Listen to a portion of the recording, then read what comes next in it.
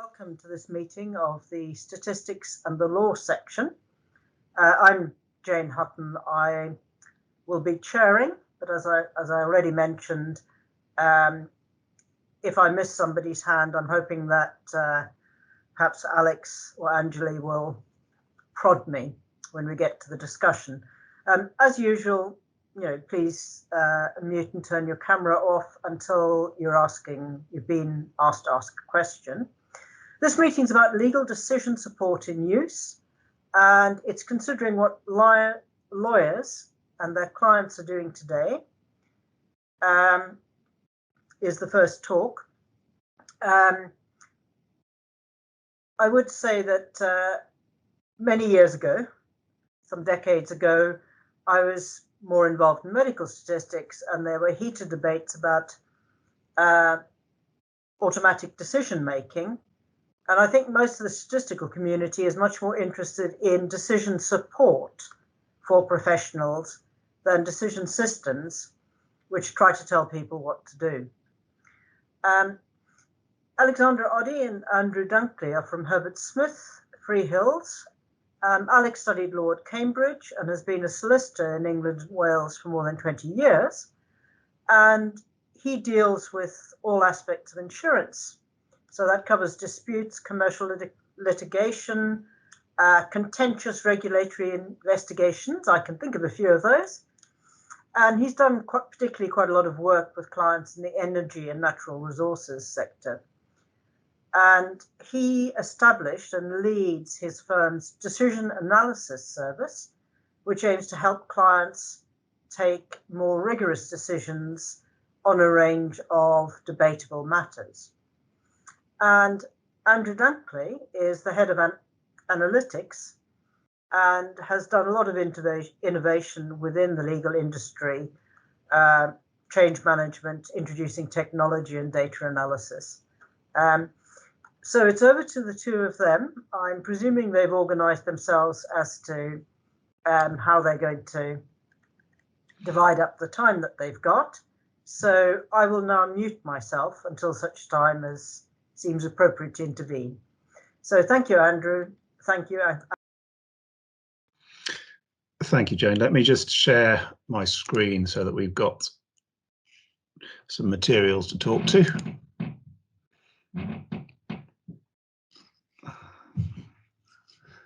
And hopefully you'll all be able to see this very shortly.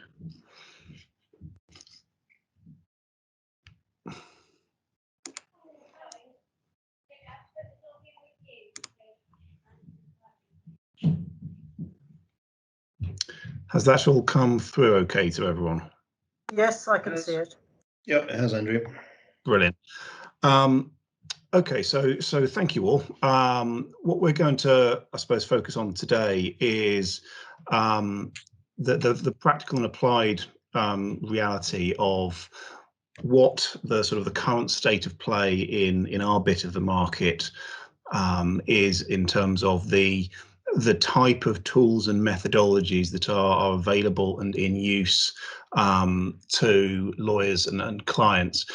Before we jump into that and sort of the structure of the next 40 minutes or so, I'm going to start by setting the scene around the disputes landscape as we see it, and then Alex will take us through some of the tools and techniques that we have available and are using in practice today, and then maybe finishing up with something a bit more forward-looking about what we think this does, could, and perhaps should mean for the immediate future and the near future as we go forwards into this new world of law and statistics combining.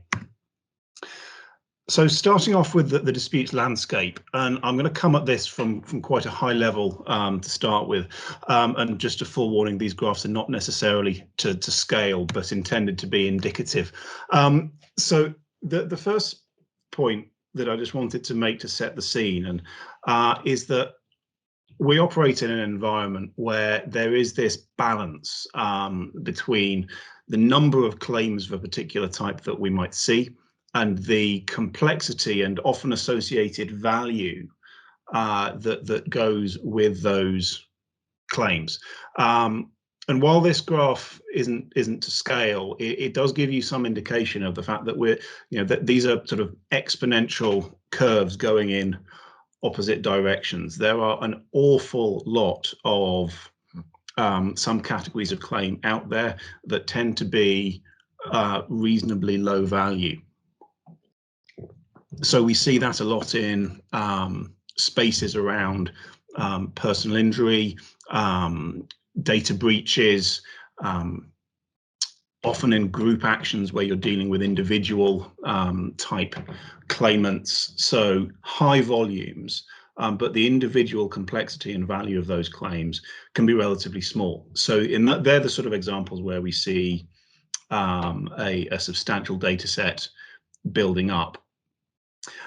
As the complexity of the claim and the value of the claim rises, the number of those claims that are out there starts to plummet, frankly. So the type of high value, high stakes, ultra complex disputes that we might see at the top end heading into the serious quantum amounts, 7, 8 plus figures. The complexity of those claims also ramps up hugely, but the sample size is tiny. At that point, it's very, very difficult to find a historic data set. That sort of big data or machine learned analysis becomes really, really challenging. You're dealing with comparable numbers of historic cases in the 1s and the 2s, whereas in a whiplash environment you might have tens of thousands of claims.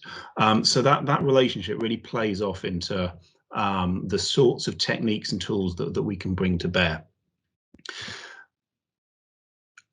Another factor we wanted to throw up, and again you can see this exponential relationship come out again, is where are problems actually resolved? Because ultimately that's what the law is about. It's about addressing challenges that have arisen and that might arise. And the practical implication of that is, and this is in a way a good thing, most disputes or most complaints never get to a lawyer. In an insurance context that I've seen previously, maybe 5% of the claims that get made against them in a disputed will end up in front of a lawyer.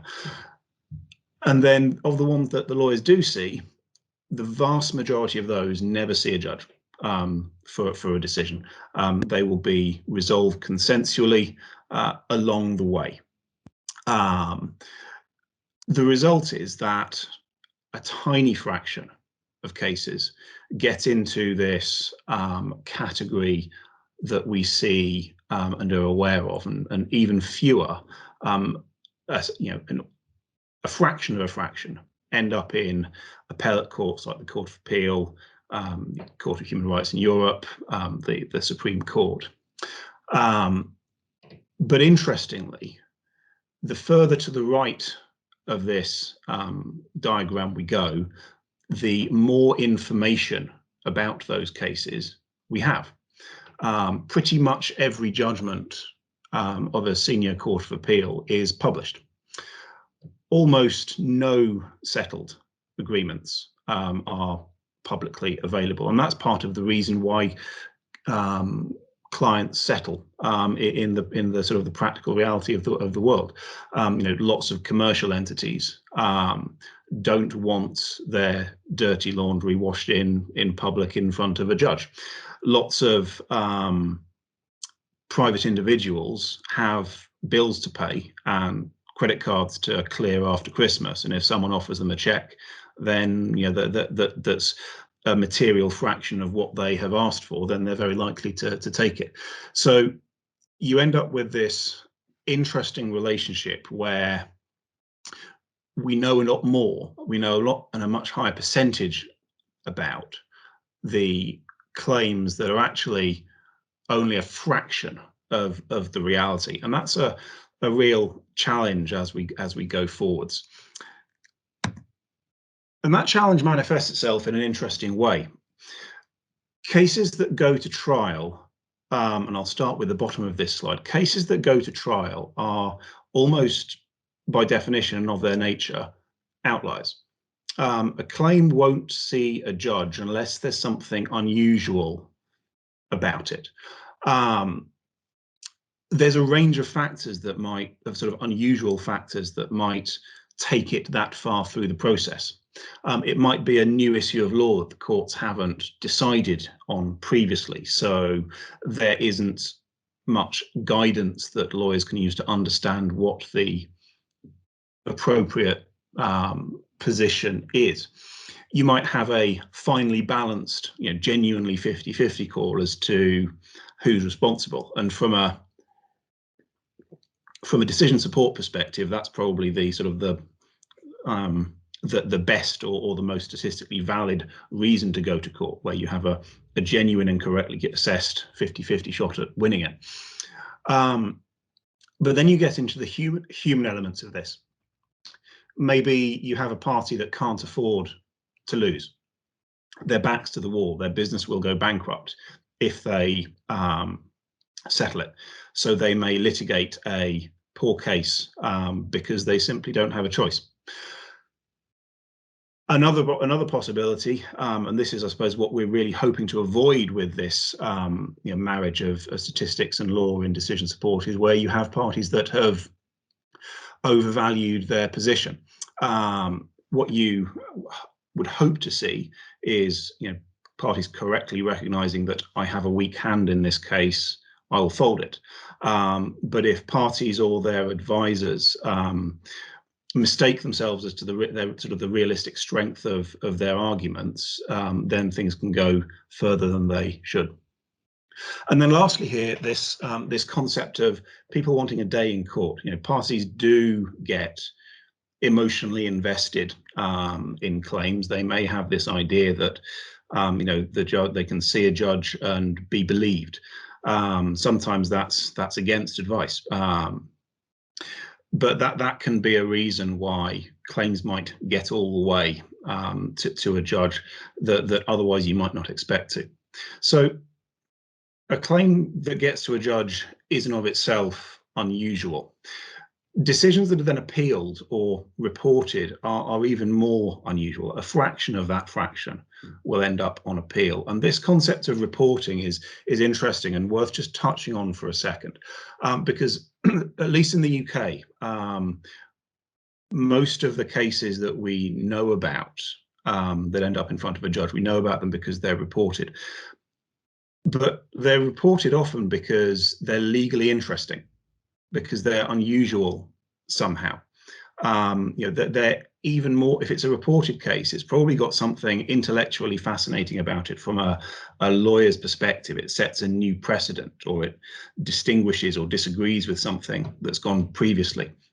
That sort of distinction is interesting from a legal perspective, but it can actually be a risk from an analytical perspective, because effectively we risk a situation when we're looking at historic cases where our data set is almost entirely composed of outliers. It can be very hard to see into what you really want, which is the day-to-day outcomes, and that can be a challenge. So moving back towards our present day practical question, where we have a decision to make, or that the litigation process is structured to reach a decision about the issues in hand.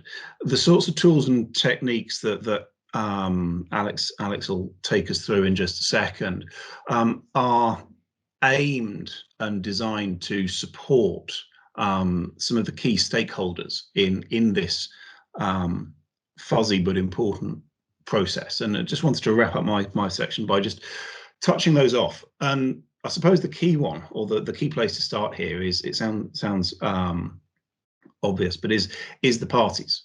The the parties are ultimately the ones that decide whether they are going to reach a compromise between them, or whether they're going to take a claim all the way to a formal decision-making process in front of a judge or other decision-making party.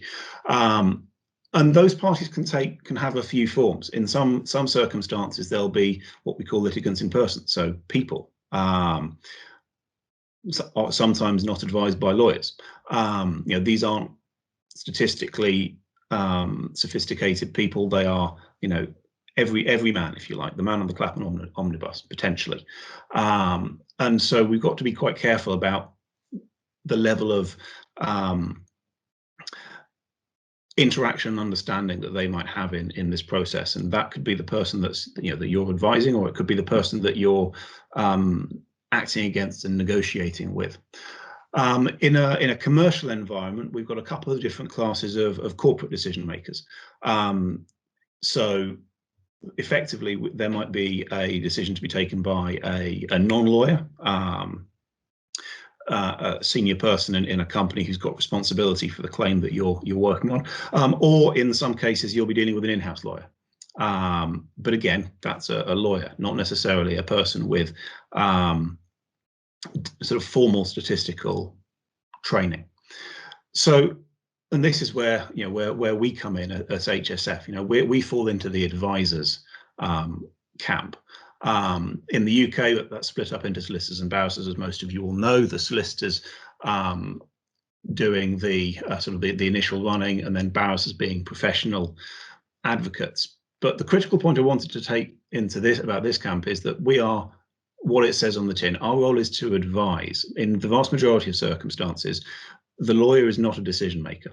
There are some specialist areas where that can happen, but by and large, our role is to advise our clients about the best course of action and help them to understand and correctly value their position, so that so that they can take good decisions about what the correct strategy to go forwards is. There's a few other categories of people around this process, and the two I've flagged up here in the other section, interestingly, are probably the most numerically sophisticated parties out there and large, and that's insurers and litigation funders. These are effectively people that professionally have a financial stake in litigation, either through insurance or by taking what amounts to an equity stake in it.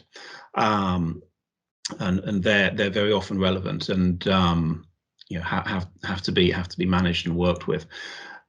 And then lastly, we get to the judiciary, where I think most of us are familiar with the context here, but it's worth just calling out this distinction between first instance and appeal. That can happen at different stages in the process, but that's right at the end. The vast majority of cases won't get this far.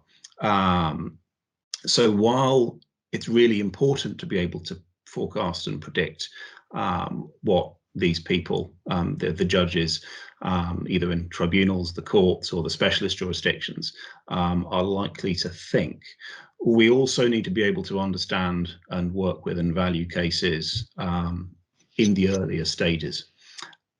And with that, unless there's any particular questions, I'll pass on to Alex. Just let me know when you want me to change slides, Alex. Great, thank you, Andrew. I've got an echo, sorry, I'm going to plug some headphones in. Good afternoon, everybody. One thing just to say, put this in. All right, I hope that's better.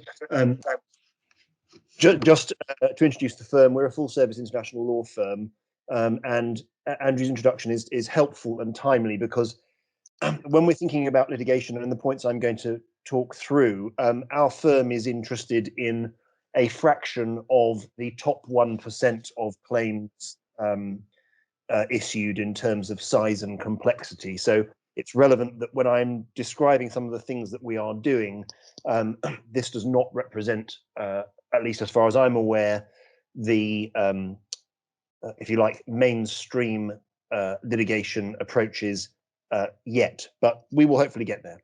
And the tools, as they become more widely available, I'm sure will influence behaviour. I'm very conscious that I'm almost certainly the least numerate person on this call, but nevertheless, what I hope we can share is some of our experiences about trying to bring better intellectual and analytical rigour to some of the decision-making processes in litigation. So, Andrew, if you click on.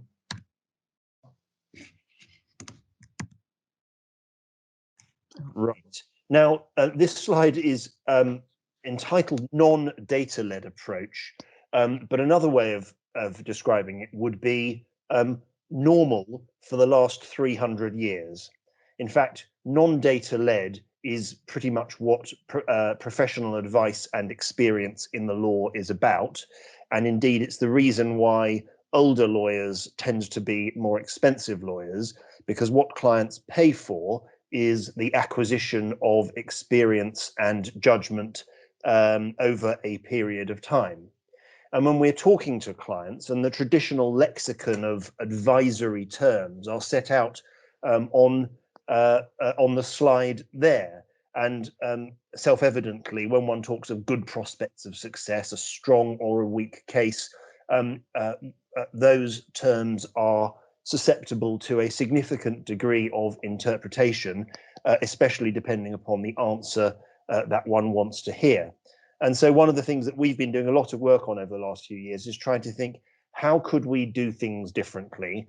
What tools are available to do things better? And that's particularly because in that top fraction of 1% of claims, they are getting ever bigger and ever more complex. And yet our clients still ask the same question. Just tell me what my prospects of success are. Just give me a number. They just want one percentage as to how they are going to do, where they know and we know that is a inappropriate proxy for the multiple factors, both legal questions and evidential questions that will arise in the case. But nevertheless, that's the dialogue that goes on. So we ask, how can we do things better? Next slide, please, Andrew.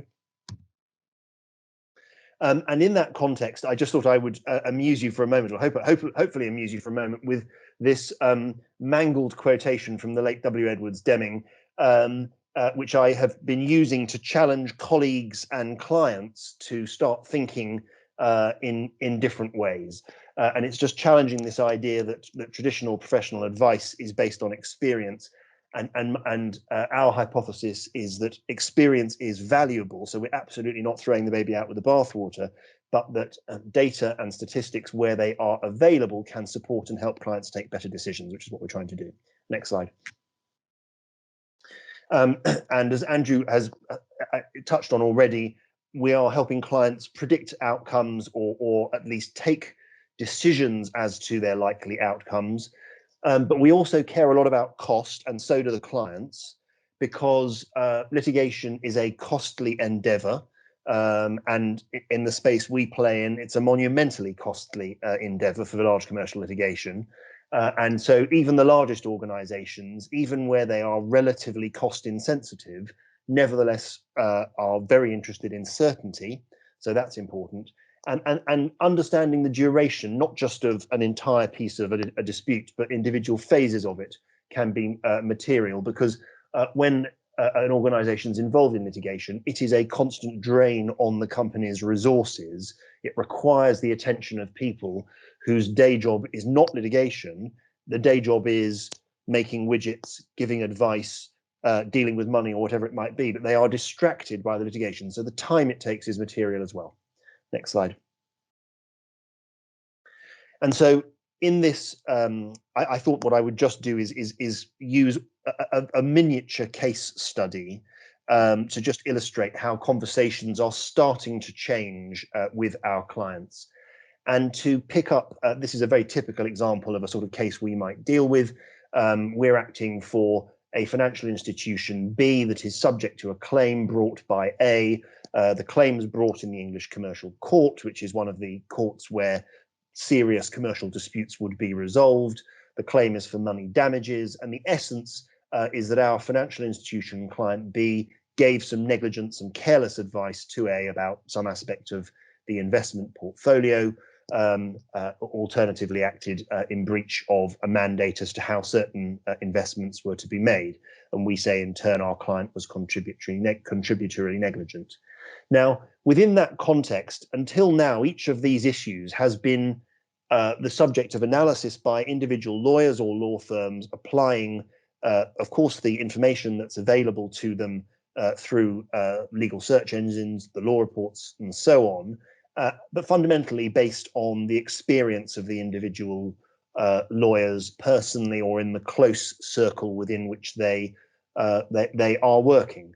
And what we've been keen to do is to try and understand how that conversation can start to improve in terms of the quality of analysis. So we say, well, let's understand what the base rate data should actually be for claims of a particular sort. How often is it that claims in negligence negligence generally succeed? How often do claims for damages succeed?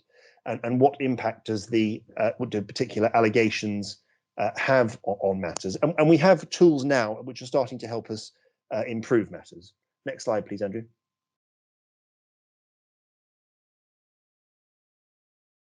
And we've been working with Solomonic. Some of you may have encountered them, others not. They're the first litigation analytics company, at least that I'm aware of in the UK. I'm sure they're not the only ones, so this isn't an advertorial.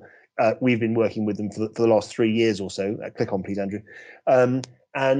To give you a flavour of the data that's available, you can see the numbers there on the slide, so I won't read them. The only one I pick out is the number of judgments. More than 3,600 judgments have been analysed. And as Andrew was saying, many judgments, or the relevant judgments we're concerned with, are published.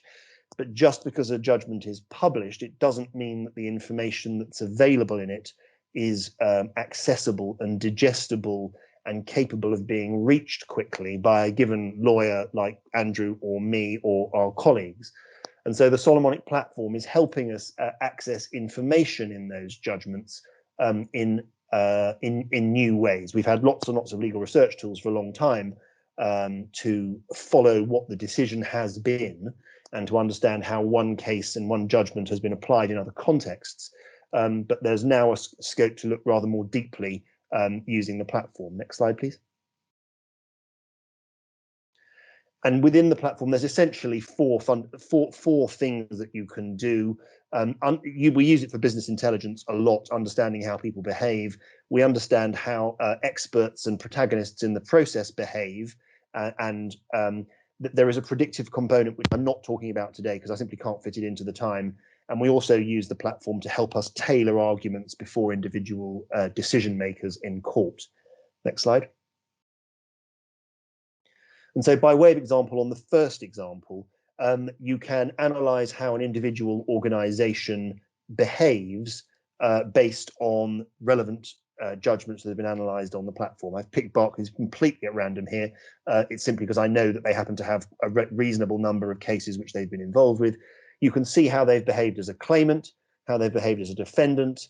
You can see how they behave relative to all litigants and indeed relative to other litigants in their sector, banking and finance. Why does that matter? Well, if you're a defendant and if you happen to be acting for Barclays, you might want to know what others on the what prospective claimants are looking at when they are trying to imagine what your behaviour is likely to be like in terms of whether you'll fight or settle a case. And indeed, if you're on the claimant side, well, the litigation funders are starting to use these tools to help them analyse the behaviour of individual prospective defendants who are, of course, targets for their investment. Next slide. You can assemble a team now rather than just on reputation, but also based on data. Here is a slide with a law firm picked entirely at random, who appear to have been successful in just about 92% of banking and finance cases on the platform. One can use and select the industry sectors down the left-hand side, and indeed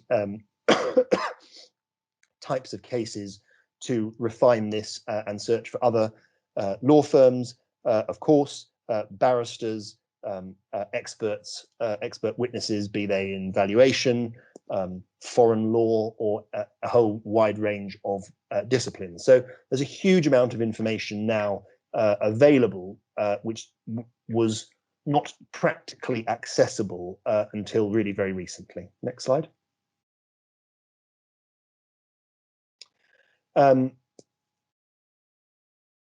Sorry, I'm just slightly nonplussed by a little box popping up there. I'll plow on, and someone will tell me when I need to stop talking. We can analyze judgments in a particular area by court. So this screen is looking at data from the commercial court, and right down to the behaviour of individual judges. You can see that there's a little toggle saying significance grade A+. That's a feature which we asked them to put on, because once the platform was spitting out a statistical significance of the answer, we were concerned that lawyers would use statistics and see something in the 60s, 70s, or 80s and think it was a good number, which in statistical terms might not be adequate. So actually there's now this traffic lighting and grading button which helps lawyers, all the lawyers who use this tool, understand whether what they see is significant or not. Next slide, please. Oh, you've got to click on through those little boxes, Andrew. Oh, back one. This, in the interest of time, I'll just take this slide, that's fine. This is an example of how we tailor, use the platform to tailor arguments. We can, if we've got a case in the commercial court, we can analyze the behavior right down to the level of a particular judge. We can ask ourselves and say, how many times has this judge disagreed with a particular source's conclusion on a controversial point of law? There will be data available. It's not just a pretty pie chart. We click through to a series of underlying judgments to find those examples. So we can use the data here to actually hone and tailor our arguments as we develop cases. Next slide, please. And we can skip over that one. Right, so what we've looked at so far is a little illustration of how, in the context of advising on something which was a purely advisory, experience-led exercise, we can start to introduce some data based on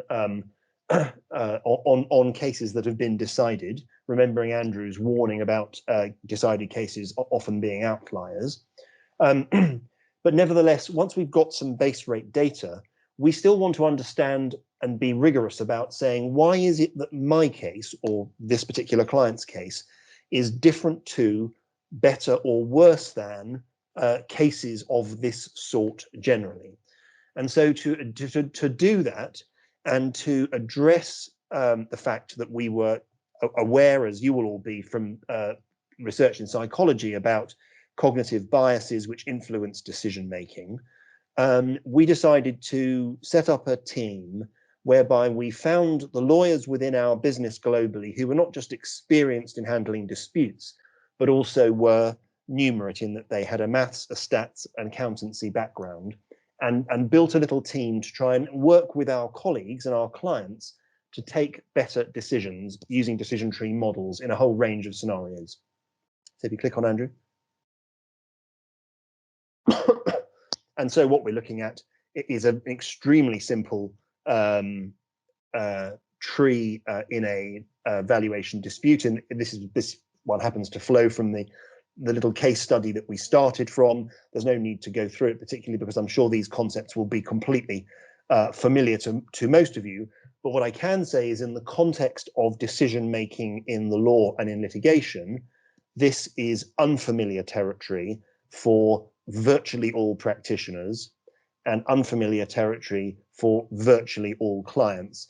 I say that with a little bit of confidence because, as we have spoken to our clients and worked with them, and these are major financial institutions, energy majors, and corporates in the FTSE 100 and the Fortune 500, they come back to us without fail to say, you're the only law firm who appear to be doing anything like this. So we're obviously making a mistake all on our own, but at least we've been trying to do this for the last 4 or 5 years. So building decision tree models in this way, but of course, for a client looking at a tree like this, they can see at the end of each branch what a particular financial outcome might be. It helps them to organize their thinking on the way questions need to be organized and what evidence is required. We're able to model uncertain variables by developing proxies in terms of base cases and upside and downside type cases, which helps people. But nevertheless, taking a tree like this, looking at it and saying, well, should I settle the case or should I not? In this case, should I settle by paying someone £50 million or should I litigate? The tree is still quite difficult to work with. And so, Andrew, if you click on, we've developed a suite of visualization tools which help clients understand the dispute in a different way. And if we work clockwise from the top left quadrant, we have a figure there, negative 42 million dispute expectation. That's our probability weighted value. So that is the product of the ending of each tree times the probability of getting there. And we found that probability weighted or expected weighted value, which is invariably never a number that a judge would order, so it's purely a mathematical product, as you'll appreciate, nevertheless helps clients understand what a piece of litigation might be worth.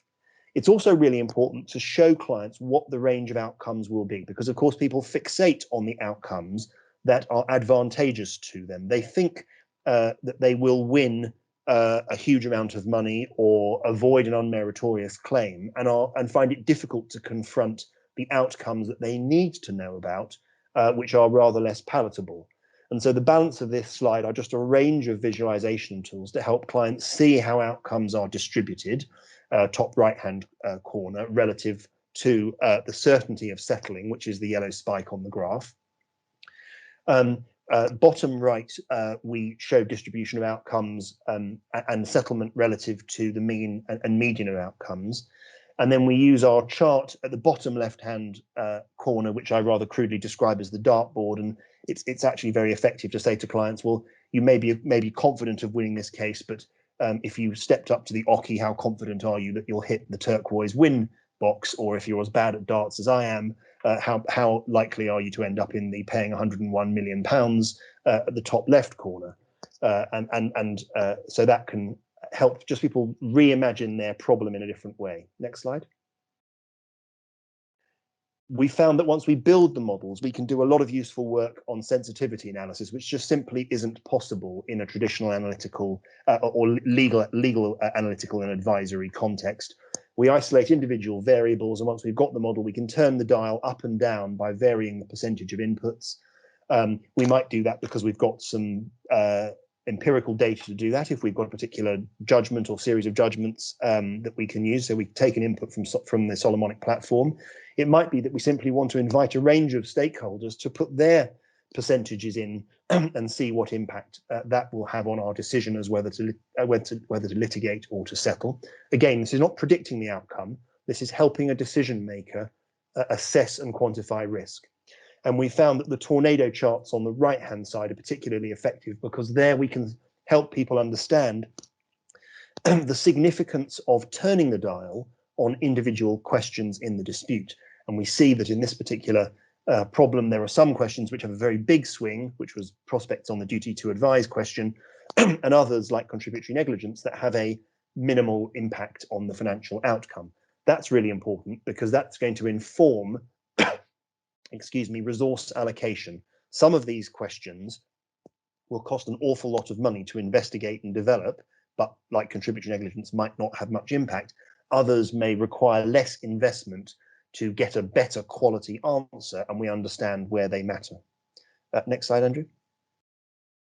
And we also developed two-way sensitivities, because one of the things that, and this is where one overlays litigation experience with some proper analysis, it will often be the case, because we're talking about real people who are decision makers here, not algorithms or computers. And our experience may say that a decision maker, a judge, will link questions. If we succeed in one, we are more likely to succeed in another. So we can identify pairs of linked variables. And we use strategy maps like this to understand whether we are in a settlement zone, a dispute zone, or indeed on the border. And when we settle cases, as we do for the vast majority of them, 98% of cases settle, after all, what we are seeking to do is identify the zone of potential agreement. And so charts like this can be useful. Next slide. Very quickly on this, one of the things that's interesting about this, and it'll be obvious, I suspect, to you, but it comes as news to a lot of lawyers, is that the process that we're talking through is not sensitive to governing law. Andrew and I are English solicitors, but we build these trees for all kinds of governing law. It doesn't matter what kind of industry one is concerned with. It doesn't matter, we're talking about litigation, but we build these in parallel with arbitration, with mediation, with settlement negotiations, and indeed in a pre-contentious environment for provisioning for accounting purposes. And we can build them to a huge range of different sizes and complexities, and a few examples are on the slide there. Probably best to illustrate with the next slide, Andrew, 28. This is a chart summarizing the distribution of outcomes on the most complex tree we've built on a case that I ran a few years ago. It was worth more than $1 billion. The tree had 20,000 outcomes, so it was obviously totally unusable. Any one ending was meaningless to a decision maker. But we plotted this out, the outcomes on this chart, and this transformed the conversation with the board of directors of the relevant company, because they faced a decision on whether to accept or reject an offer of 9 figures US. I won't say, let's call it 100 because that's the smallest 9-figure number. Now that is an awful lot of money to say no to for any director. Regardless of whether you think you've got a better claim, it's a huge amount of money to say no to. And we were able to use this chart to say to them that they would achieve a materially better recovery in something over 80% of the scenarios that we had modeled. And that helped them take a decision, which they were probably inclined to anyway, but it helped them take it because they could see that there was rigorous analysis that sat behind the advice, which was you should continue to invest in this very costly undertaking in litigation because you will do better. And indeed, they did. And the outcome was very substantially better than that. And the clients liked it. The quote on the slide there is just one of the examples that we have. And we found that using these sorts of visualization tools transforms the discussion with C-suite decision makers, with CFOs, because of course they talk the language of numbers. There is still a place for written advice. It's incredibly important because what it does is illustrate and justify all of the variables and the inputs. But the truth of the matter is business decision makers often don't have the time or inclination to read the 20-page letter of advice, but they do find some of these visualization tools incredibly powerful to understand risk in a better and more sophisticated way. Now, I've got an eye on the clock, and Andrew, if we click on this, probably just you can wrap up with a few thoughts and then hopefully time for some questions.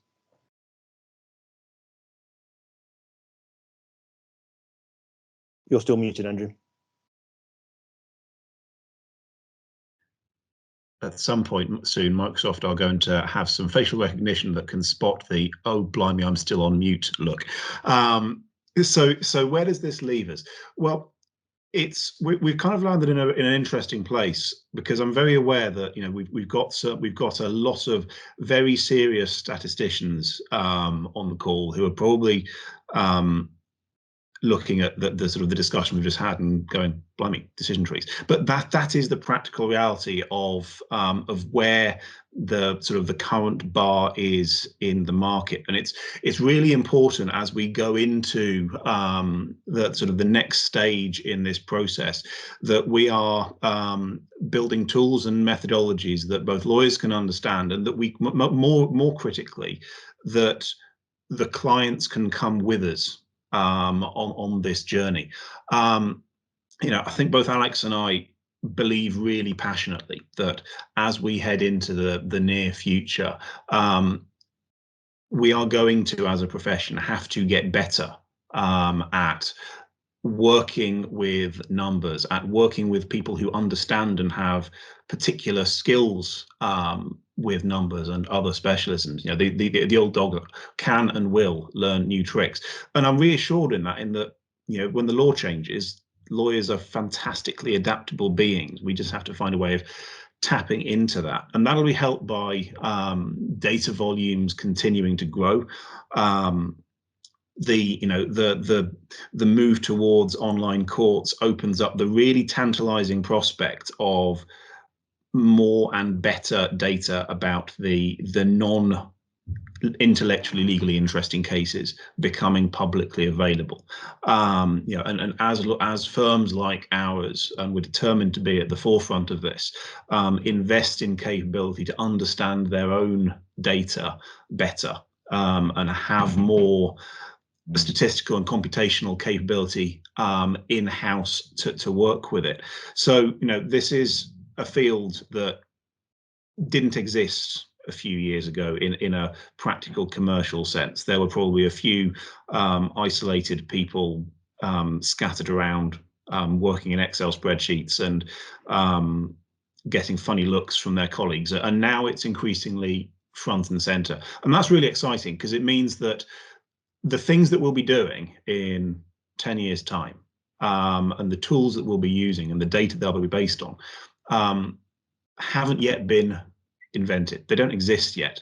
And the way that we're going to bring those things into existence is by collaborating with the academic world, with the thriving law tech startup world, with clients that want to do things differently and are increasingly being forced to do things differently by the new commercial realities that we're looking at. We will evolve, and we will be working cross disciplines with people like yourselves, and we look forward to doing so. And with that, I'll close and see if there's any questions out there. Thank you very much, Alex and Andrew. I enjoyed it greatly, and I've got potential questions, but I'd like to see if anybody else would like to start us off with questions. Yes, Nikos? Hello, that was a very interesting presentation. Thanks a lot.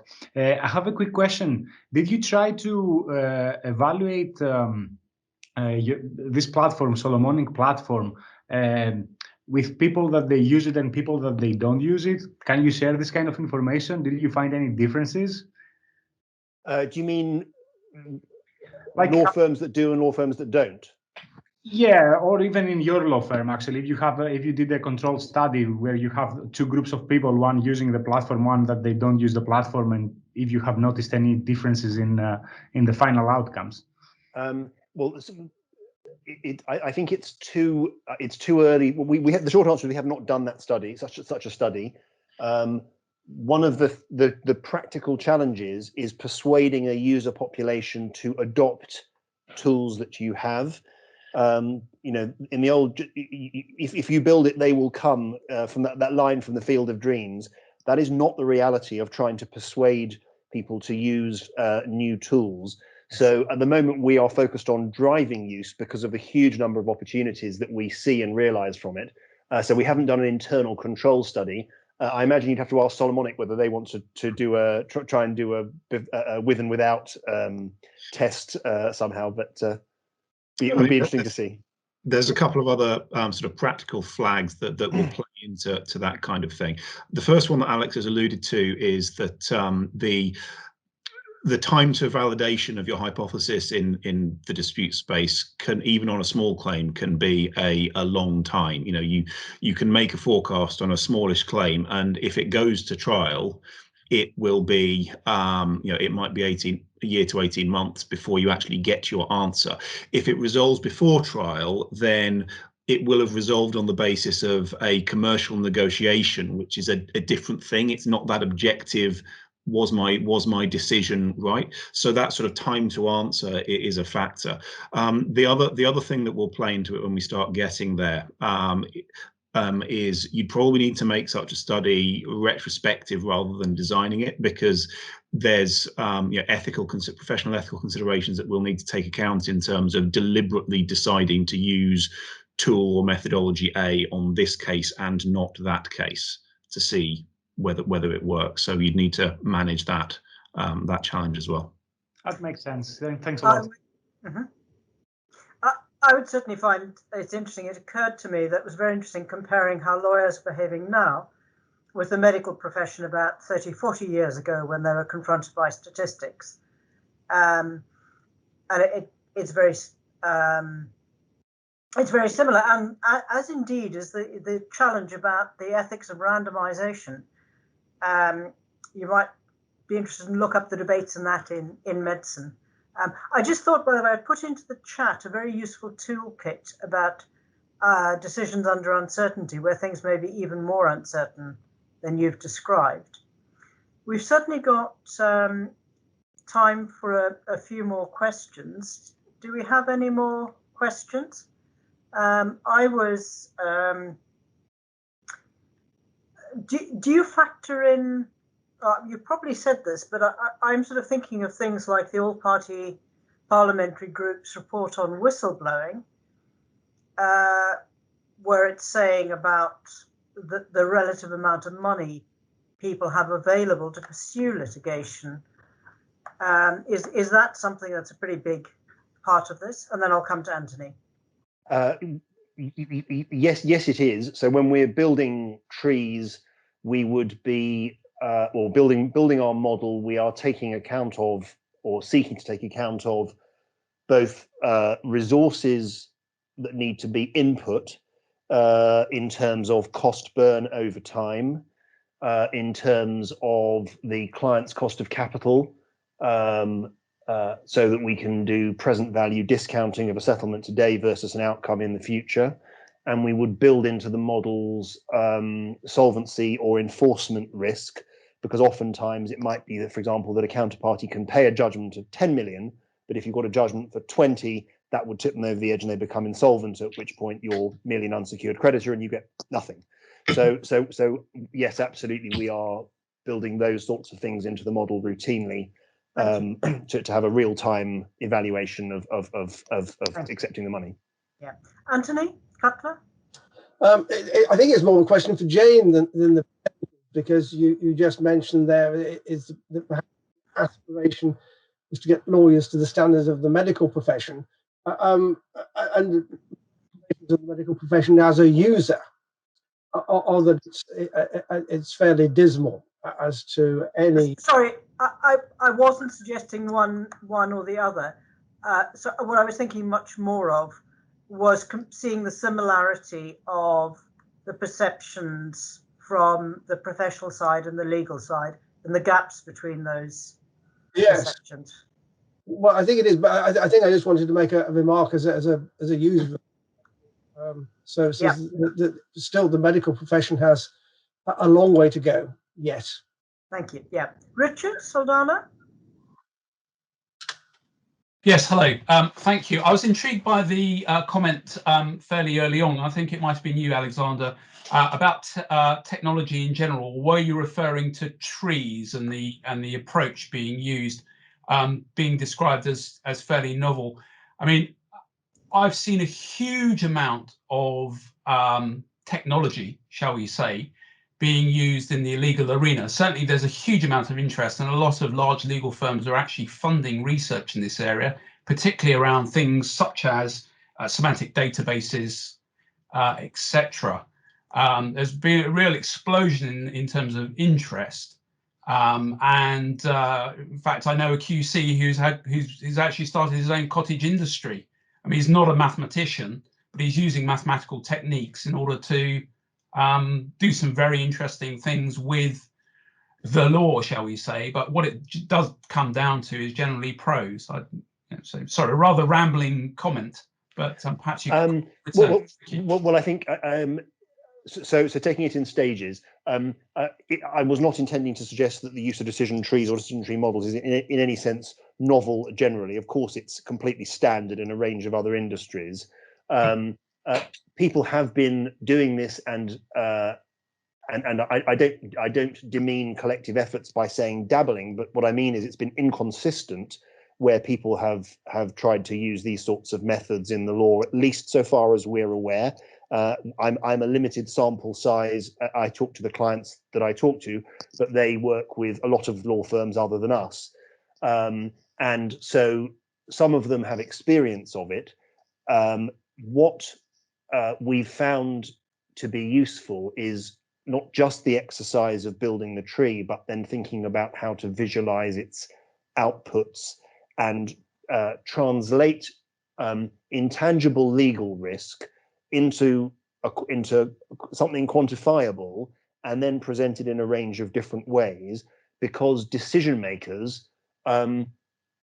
assimilate and place value on different things. It's just that fundamental difference. Some of us like words, some of us like numbers, some of us like pictures, and so I think that's the position. And I can only report the feedback that we get, that the in-house lawyers at many large corporates, who, as I say, work with a lot of law firms, say this is not being done as standard.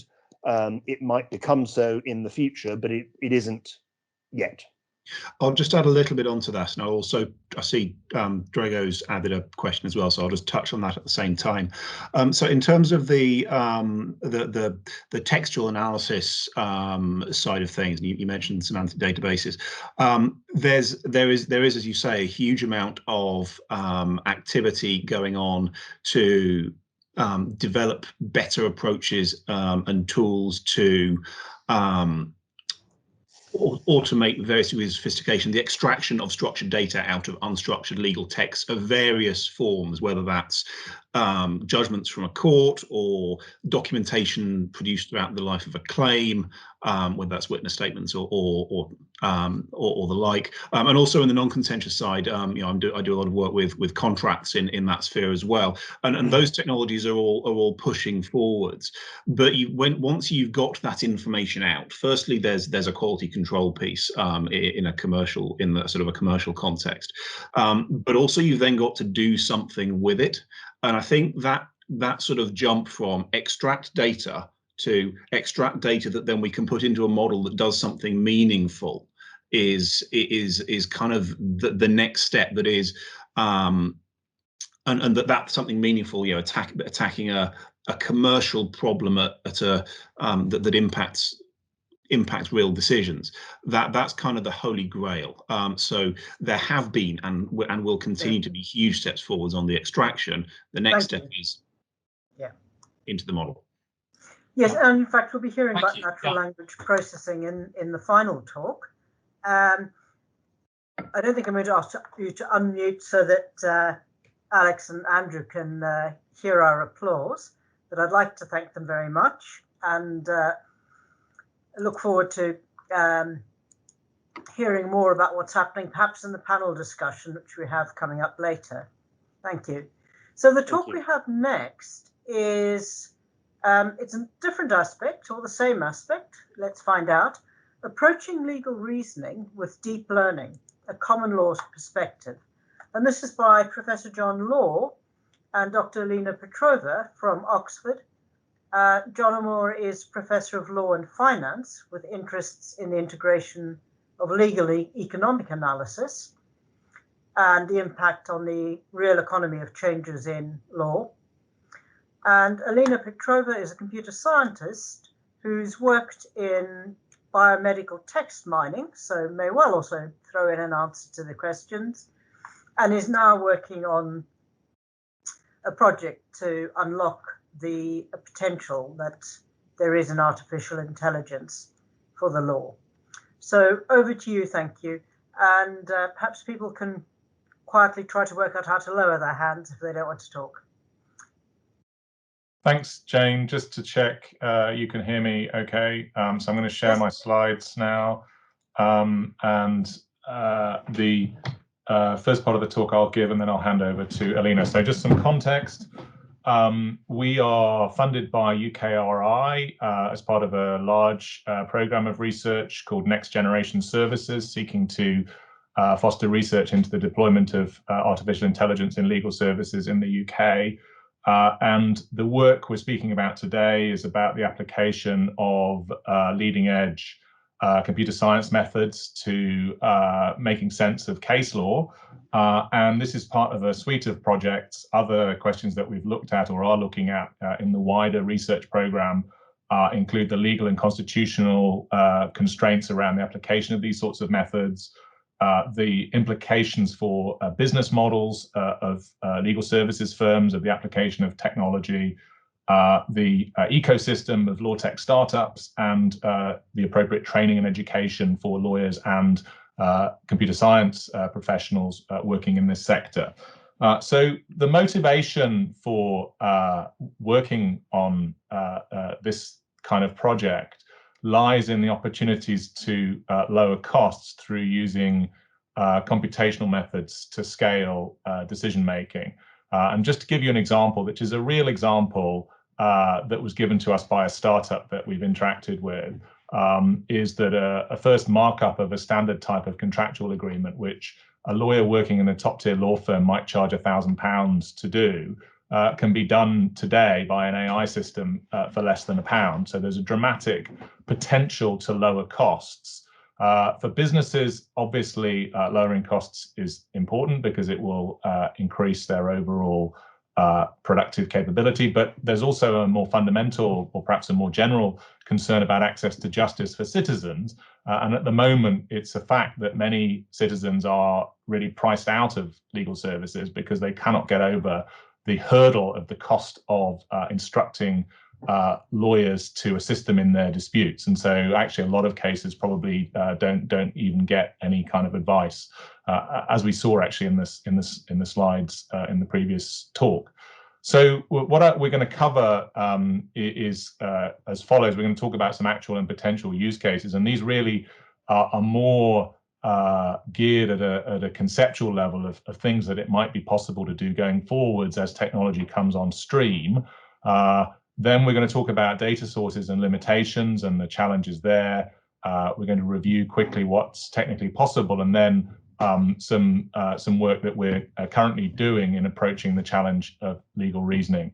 And our talk is very much about using data from judicial precedents to try to make predictions about the resolution of future cases. And I want to just be clear at the outset that we don't see this as a standalone solution or as a way of by itself providing guidance to parties, but rather we see it as part of a suite of different analytic tools complementing the tools, for example, that we heard about in the previous presentation, which focus on the analysis of the dispute in question. And so what we might get from analyzing precedents is a set of predictions about how a case might be resolved based on the data that is encapsulated in the prior decisions that judges have made. So in terms of the approach or the method that we're using, it's very much a bottom-up approach within AI, using a machine learning or a deep learning model, which we take the training data, which will be prior judicial precedents, use that to train the model, and then you can imagine a user, which might be somebody who comes with a set of circumstances that they want to understand how a court might respond to. The model trained on the prior data then gives a prediction about an outcome, or about a quantum, or about a type of legal issue that might be salient in the dispute. So that's a generic way of representing what it is that we're doing. Let me now talk about some conceivable use cases. So this, similarly to the previous talk, this tries to conceptualize what we might call a litigation journey. So we'd start out with somebody who's had something happen to them, or has been involved in something that they think might be legally significant, and they want to know at the outset, what are my legal rights, what should I do? So they go and they would seek legal advice at that point. And then conditional on the nature of the advice that they receive, they may say, well, I have a lawsuit that I can bring. Should I go to court, or should I settle it? or perhaps they might also at that point be having input from a third party who might want to provide funding for the suit, and they might be asking, well, should I be funding this lawsuit? And if so, for how much? Or if the original party is saying, well, should I settle? They want to know how much. So these are questions about litigation strategy for a given set of circumstances and a given set of potential issues that are, or legal issues that are triggered by those circumstances. So most cases will be settled. They won't get past this stage, but some cases will go to a dispute resolution forum, usually a court, or it could be an arbitral body, or it could be a tribunal. And here the decision maker has to come to a conclusion as to which party should succeed and for what reasons. Following that, there may then be a review. So in an appeal, the question is, should the first instance decision be subject to appeal or review? Was there some error in the process of the first instance decision or the reasoning of it that should lead to it being overturned? So we can think about possible utilization of analytics based on precedent data at each of these stages. And in terms of how it could be used, we see it very much as being used to augment human decision making. We don't think that there's any prospect in the immediate future of having a system that would substitute for human decision making. So to start with, if we think about strategic advice, I think this is probably where we are closest to being able to see these kinds of, or this kind of system being deployed. And in the US, there are at least two firms that offer this kind of analytics, LexPredict and Lex Machina, and they include analytics based on case law data as part of their offering. So it would be similar to what we heard in the previous presentation, but supplemented by analysis of the case law.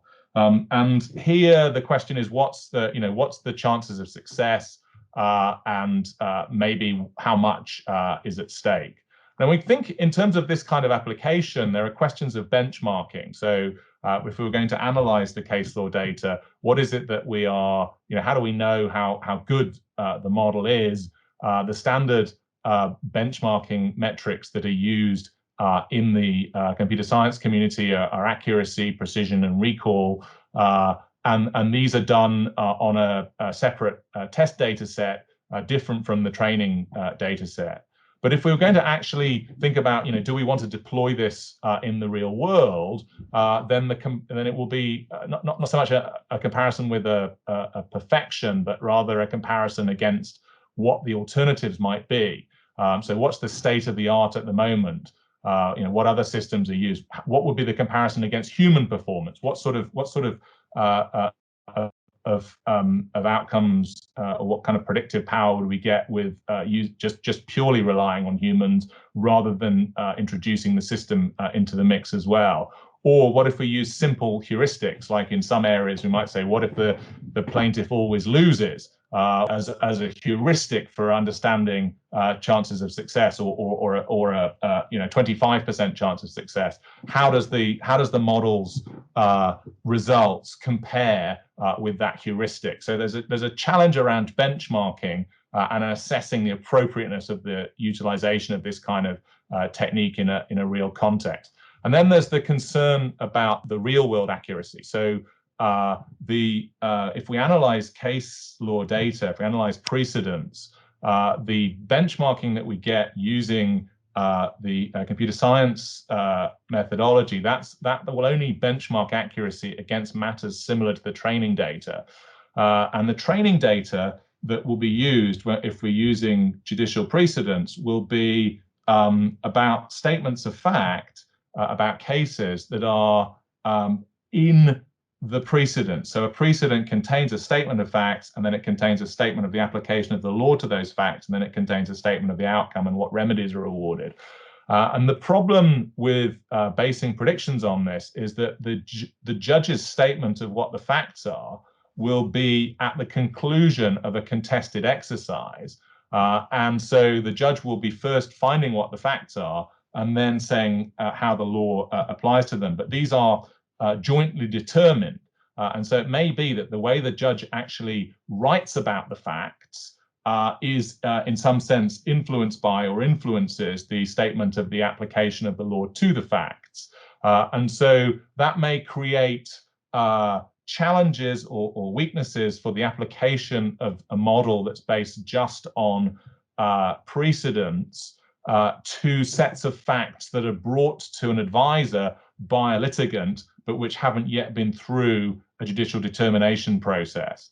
Now, of course, there could be other ways of working out what the uncertainties in the circumstances are, but there's still this problem that a model that's built on judicial precedents is in some sense going to be capturing the way the judge talks about the facts as much as what the facts actually are themselves.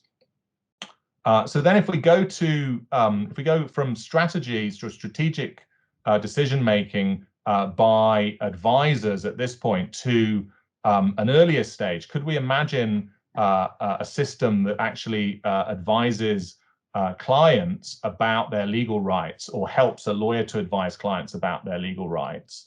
And here we get into more further problems of knowing whether or not the deployment of the system is appropriate in a particular context. And if we say that these sorts of systems could be offered directly to clients without support from professionally qualified lawyers, then we have to think, well, how would we regulate these systems? How would we make sure that they actually provide the kind of effective or appropriate advice to the client that they're marketed as doing? How do we benchmark their performance? And if we said instead, well, these could only be used by lawyers who give legal advice to a client, and then these tools can be used to support the lawyer in determining what advice to give, then we are immediately reducing the potential for cost savings, because we're still introducing the human lawyer back into the mix. So there are regulatory challenges around assessing the appropriateness of this kind of tool for direct access by lay users. There's also concern, and this is a widespread, widely understood issue, that a model that's trained on historic data may capture and reflect legally relevant bias, for example, against persons in protected categories, that was present in the prior decisions, which may be from quite a long time ago. And there's a large literature about this in other contexts. There's no reason to suppose that litigation will be immune from this. But in terms of what level of bias is relevant to be legally significant, it's probably important, again, to compare this with human decision makers, because if it's one thing to say that the system has some bias in it, but if it's less than a human decision making the same decisions, then it's I would argue that it's probably not a reason. It's probably not a reason not to deploy the system. And there's some interesting recent work from Bartlett and co-authors looking at credit scoring, finding that although machine learning models exhibit bias in this context, it's actually less than is exhibited by human decision makers making the same decisions. Then, if we step forward in the process to, could these kind of analytics support a judge in coming to a decision, or could they support an appellate body in deciding whether or not a first instance decision is out of kilter with what would be expected in the area? We get into problems of how much or how explainable is the prediction given by the system. And so machine learning or deep learning methods generally do not give very good explainability. They don't really give a good account of how or why the prediction has been arrived at. And the core normative content of law is thought by many scholars to come from the statement of reasons. And there's also, as a matter of positive law, a judicial duty to give reasons. So in relying on a tool that doesn't have good explainability, there is a normative problem of how a judge that utilized that in their reasoning would reconcile what they're doing with the rule of law. That is the expectation that they would decide like cases alike. How can they explain how they have come to their conclusion? So that means that at least until a good deal further progress is made on explainability, there's no prospect for substituting this into a judicial decision. However, there may be scope for using it to identify potential candidates for review. And so looking at first instance decisions, saying, is this widely out of kilter with what would ordinarily be expected in a dispute of this kind? And so not actually being the decision itself, but rather as a filter for identifying cases that might be candidates for review. Another possible utilization might be where parties consent to having a dispute resolved by a mechanism that is much cheaper but doesn't necessarily give reasons.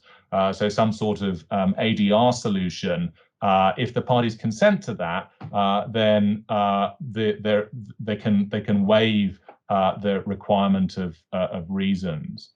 We might also wonder about the systemic effects of using these sorts of tools in the legal system. What does it do to the principle of equality of arms if one side can strategize with AI when the other side can't?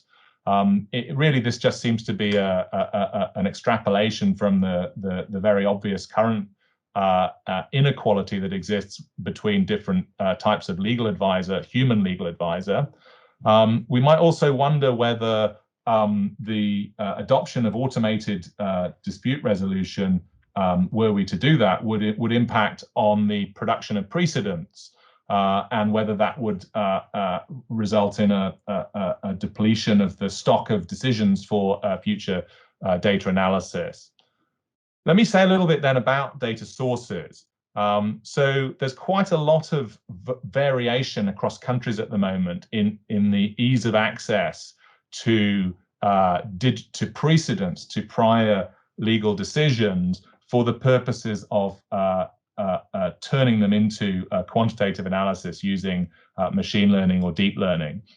So at one end of the spectrum, France passed a law last year making it a criminal offense punishable by up to 5 years imprisonment to use identity of judges in any kind of predictive analytic exercise.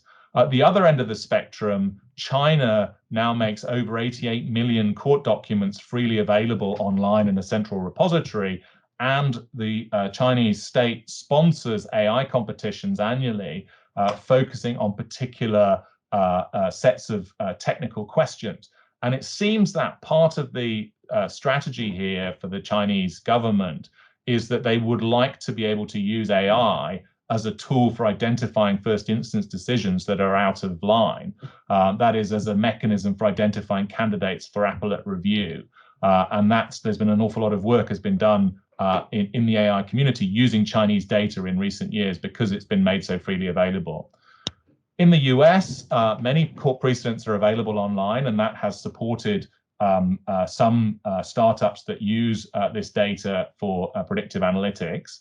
There's also a system called PACER, which has docket information, that is, the parties' filings are made available, but it charges 10 cents a page. So bulk utilization of that data is very, very costly. Harvard Law School has made 6.4 million US precedents available in digital form through its case law access project. And this entire database is available to academic users. So we started our work on case law using the Harvard database.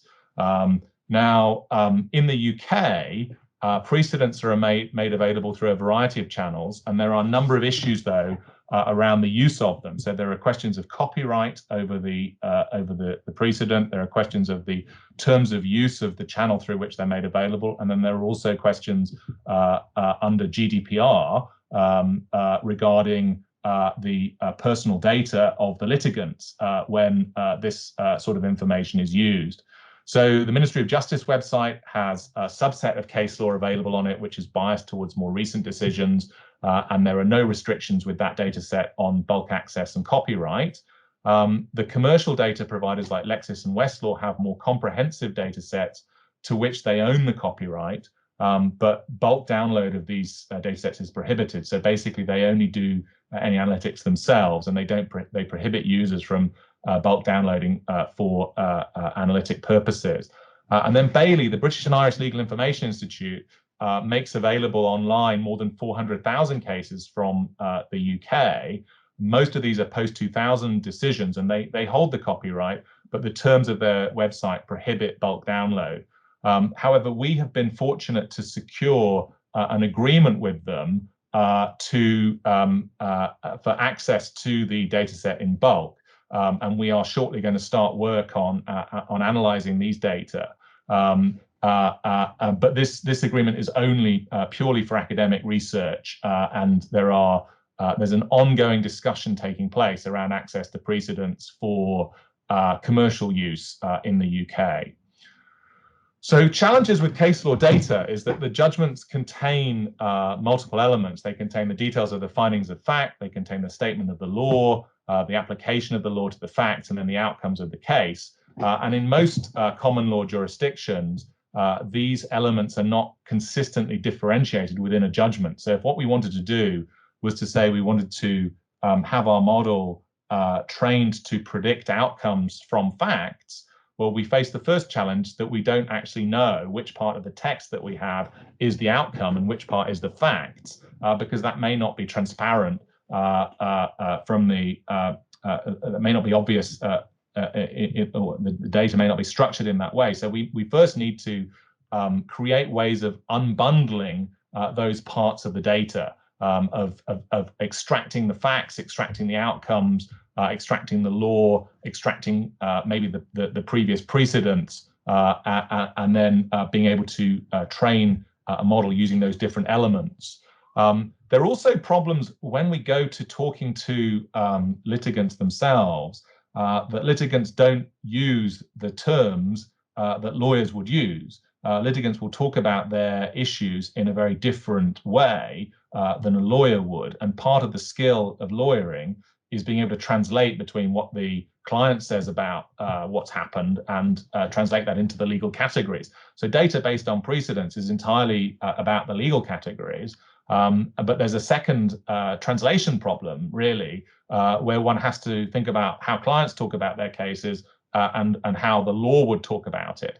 And so actually that requires a completely different set of data, which is about how clients characterize their legal problems, and then that needs to be translated into data about the way that the legal system would categorize those problems. So that would be necessary if we were going to have a client-facing solution. If we're going to have a solution that was augmenting the work of professionals, that part of the challenge is not necessary, because the professionals will understand the legal categorization themselves. So what's technically possible?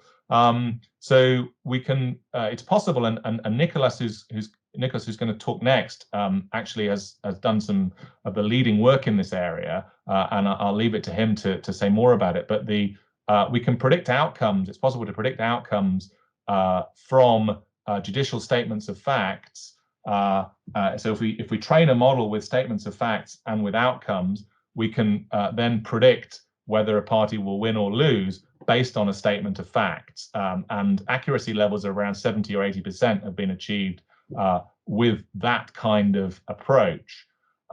Where one might want to go next would be to say, not just to predict the outcome, but to say, well, if we have a set of facts, what legal issues or what potential causes of action are these facts going to give rise to? And there's been work done in China using Chinese data on this kind of question, where with a statement of facts, the model can predict what cause of action might be relevant. And as well as the judicial precedents, the researchers used the Chinese civil code as an input to the model. And so the words in the code are carrying quite a lot of weight in flagging for the model what might be relevant. So where we might go next would be to use, in addition to just the text itself, the legal text themselves, but to try to have some kind of structured knowledge which is extracted from the text and then forms an input to another stage of the process. And I'm going to hand over now to Alina to say a little bit more about this. So, Alina. Can I just say that you've on our timetable you've left Alina 5 minutes. Although we could skip the question section, which make it at least 10 minutes or take up some of the break. I'll use my judgment, and maybe questions should come in the panel stage. Thanks.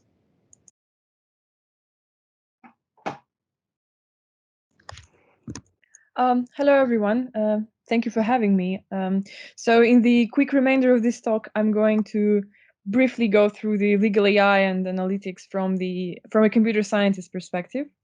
So traditionally, automated assistance to legal decision-making involved logic and rule-based solutions. But recently, with modern advances in AI, the focus shifted dramatically to statistical methods and algorithms. I'm sure you're well aware of that. And they have their own disadvantages, although they are very powerful. So the dominant approach in natural language processing right now relies on large-scale pre-trained language models such as BERT, Roberta, GPT, etc. It is a purely statistical approach.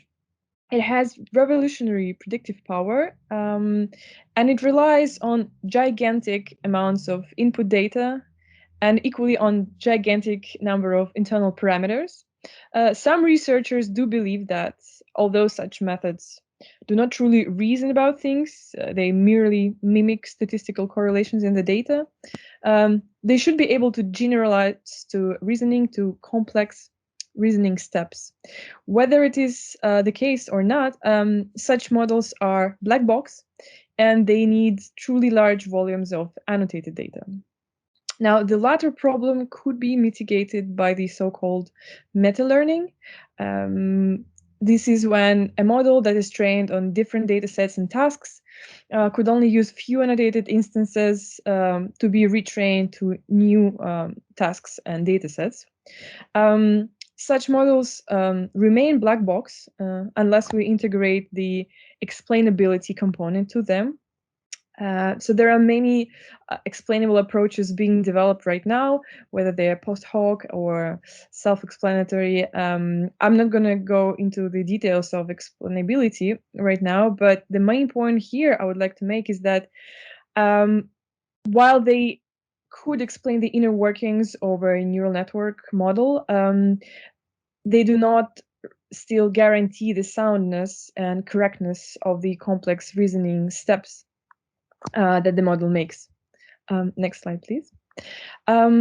So as I mentioned earlier, purely statistical models that take input data as is without additional processing, pre-processing, or feature engineering may be able to perform complex reasoning tasks, but for that they need unprecedented amounts of data that we do not necessarily have available in the legal domain.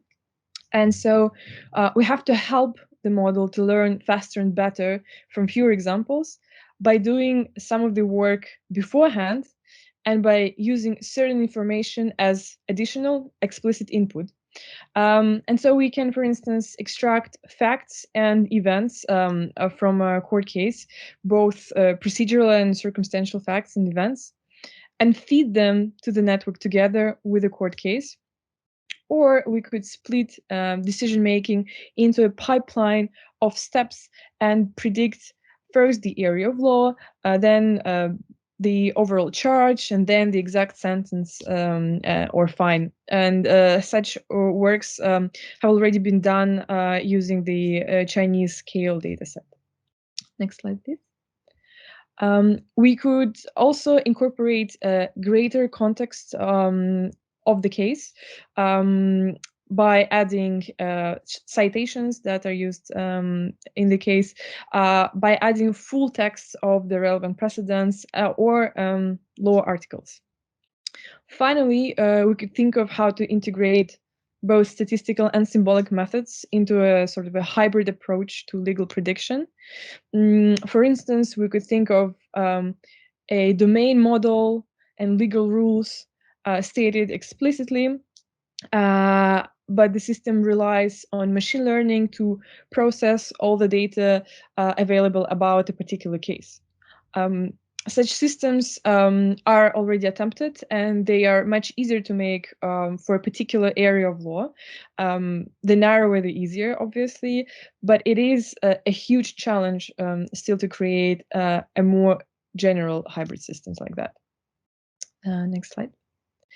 And so here are the intermediate learnings I reached myself in course of our project. So the development of legal NLP and AI is something inevitable, primarily because it frees up immense amount of resources for every party. AI, as the technological side of things, can already offer an impressive arsenal of tools and algorithms to solve the legal NLP tasks. The ultimate constraint right now is the lack of available data, and not necessarily of data per se, but of data that I, as a computer scientist, can take more or less off the shelf and work with.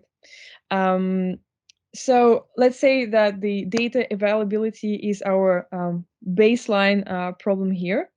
Coupled with it is the problem of how much data is available. And as I said, for deep learning, we need a lot of it. It's a very data-hungry area. Metadata makes our life as researchers much easier because extracting certain values like outcomes or facts or events is essentially like jumping through extra hoops, and these tasks can certainly be solved using modern machine learning, but again, the process is complicated by the data availability. Finally, there's the problem of what I call data homogeneity. In my opinion, this is less of a problem for legal contracts, but definitely a problem for case law, because judges' styles, language, the choice of words, writing in a spoken style to express the same thing differ a lot from court to court and from judge to judge. And again, this is something that modern deep learning models can generalize to, but only given enough annotated data. Yeah, that's it. With that, I would like to wrap up. Hopefully we're on time. Thank you. That was very impressive timing and another very enjoyable pair of talks. Fascinating to see all the work that's going on. So again, do we have any questions? Anthony's hand is still up, but I'm not sure whether that's a new question or simply a hand up. No. Nikos? I have a quick question, and I think it is related to data availability. I'm going to touch upon this in my presentation as well. My question is to John. Do you think that it is important to drive efforts and make data available in the UK for research purposes? Because at the moment, it's just something that basically we cannot do anything about it. We cannot do legal natural language processing with UK-based data. I think it's extremely important, and one of the things that we're doing is we're kind of doing two things at once. So we started out wanting to do work in the area. We couldn't because there were no data. We've now turned a big part of our resources into a project of trying to open up, what data is available and what should be the legal framework for access to that data. So we have a report published around the legal considerations relevant to access to court data. So not just precedents, but with many trials moving online in the pandemic period, There's an enormous amount of data now being captured about legal proceedings, and this creates enormous opportunities for analytics going forwards. But we need a legal framework around how to make use of these in a legally robust and also ethically appropriate way. And there's a conversation taking place at the moment within the UK regulatory community around how this should be done. And I say we published a report in October, which we hope will be useful as part of that conversation. Thank you. Thanks. When you're talking about evaluating the models, which I agree is very interesting and challenging, the Royal Statistical Society has just put together a working group on diagnostics because of COVID. But actually, those rules are equally valid, would be equally important in, for example, determining blood alcohol levels that determine convictions. And I would have thought also in yours.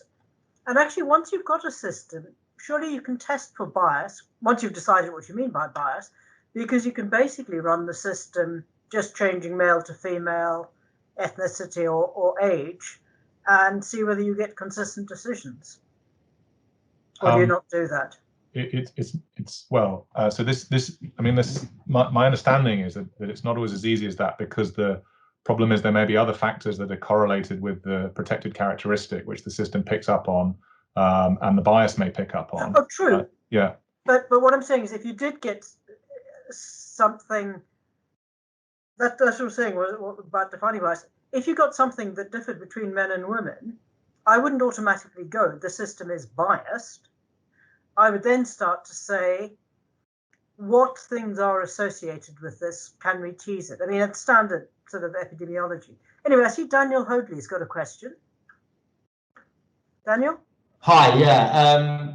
Hi, John and Alina. Just a question and a point, actually. The point was on the data access. I used to work for the Incorporated Council of Law Reporting, and I actually did want to give data to this project. The reason we didn't was because we were afraid of the vast number of unknown issues, particularly to do with the judicial antipathy towards some of this research. I think the really important thing about this project is it potentially shines the way for future work like this and possibly bigger releases of data.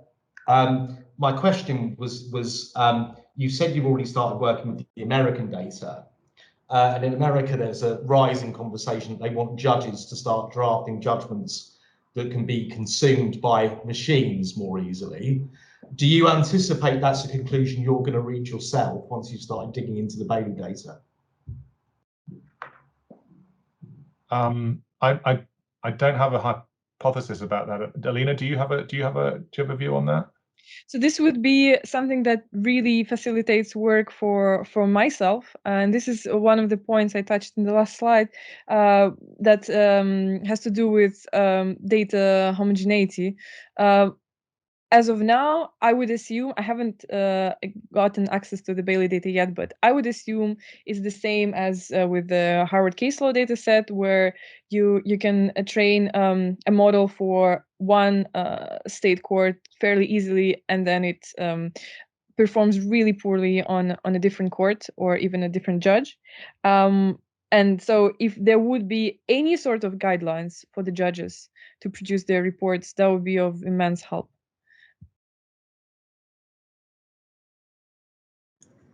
Thank you. That's very interesting.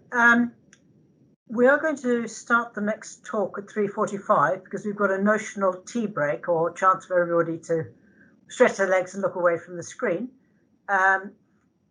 So I can suggest, if you have got any other questions, if you could please put them into the chat. Otherwise, you'll work out when we're going to start again, because I will mute, but I will leave my camera on and I will reappear after stretching my legs. So see you at 3:45. Thank you. Dr. Nikos Aletras is in the Department of Computer Science in the University of Sheffield. He particularly works in natural language processing.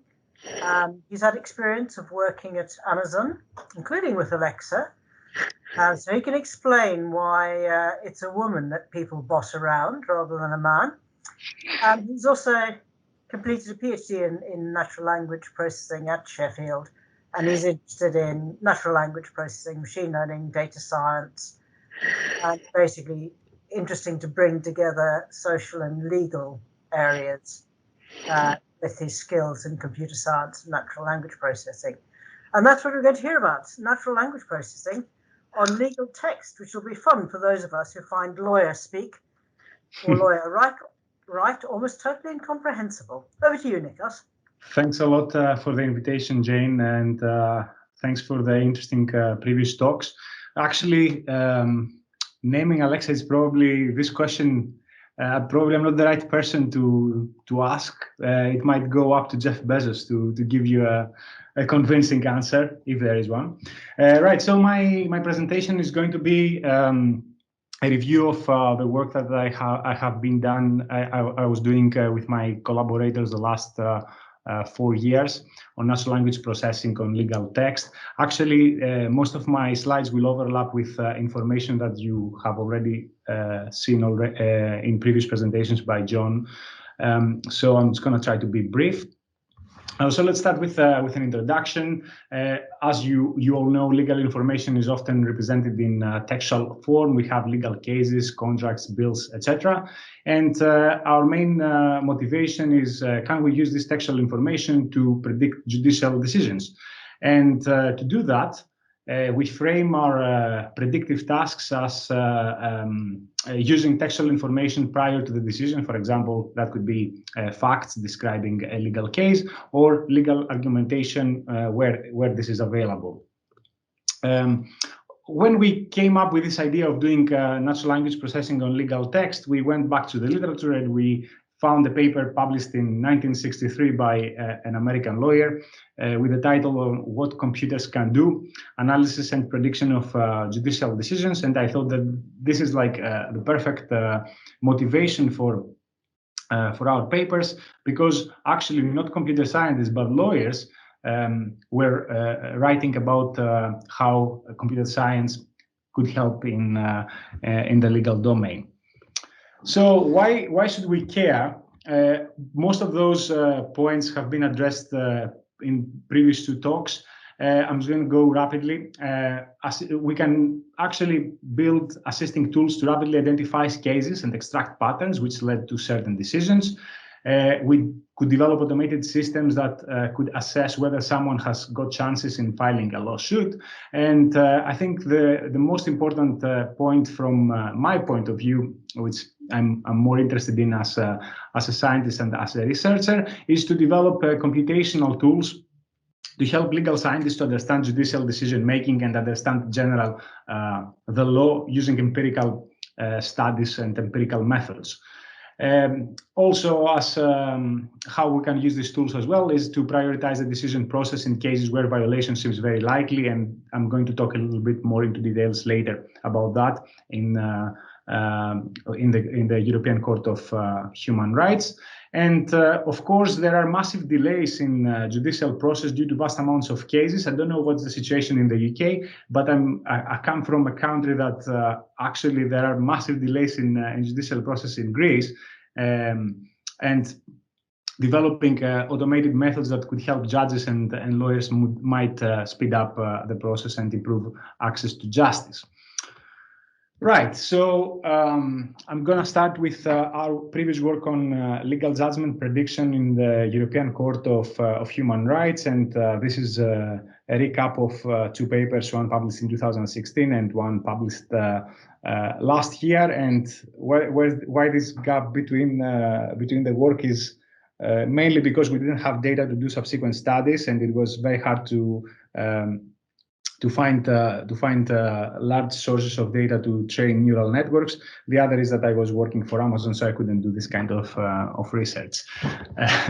So legal judgment prediction in a nutshell, and actually this is a typical machine learning pipeline in natural language processing. We want to predict the judgment of a legal case given textual evidence describing the facts of the legal case. As I said before, that textual information could include relevant law, previous relevant cases, as John mentioned, and so on. But here it's like a simplified pipeline. We have textual information in forms of facts, and usually what we do, we transform them into vectors. We feed the vectors into machine learning models and together with labels to train it, and these labels are the final judgments, what the judges decided for a particular case.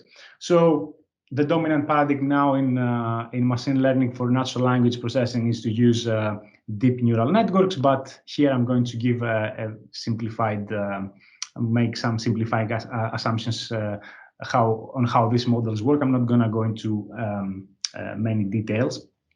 Actually, a machine learning classifier then takes as inputs documents that are represented usually into a high dimensional space. Here is a very simple space.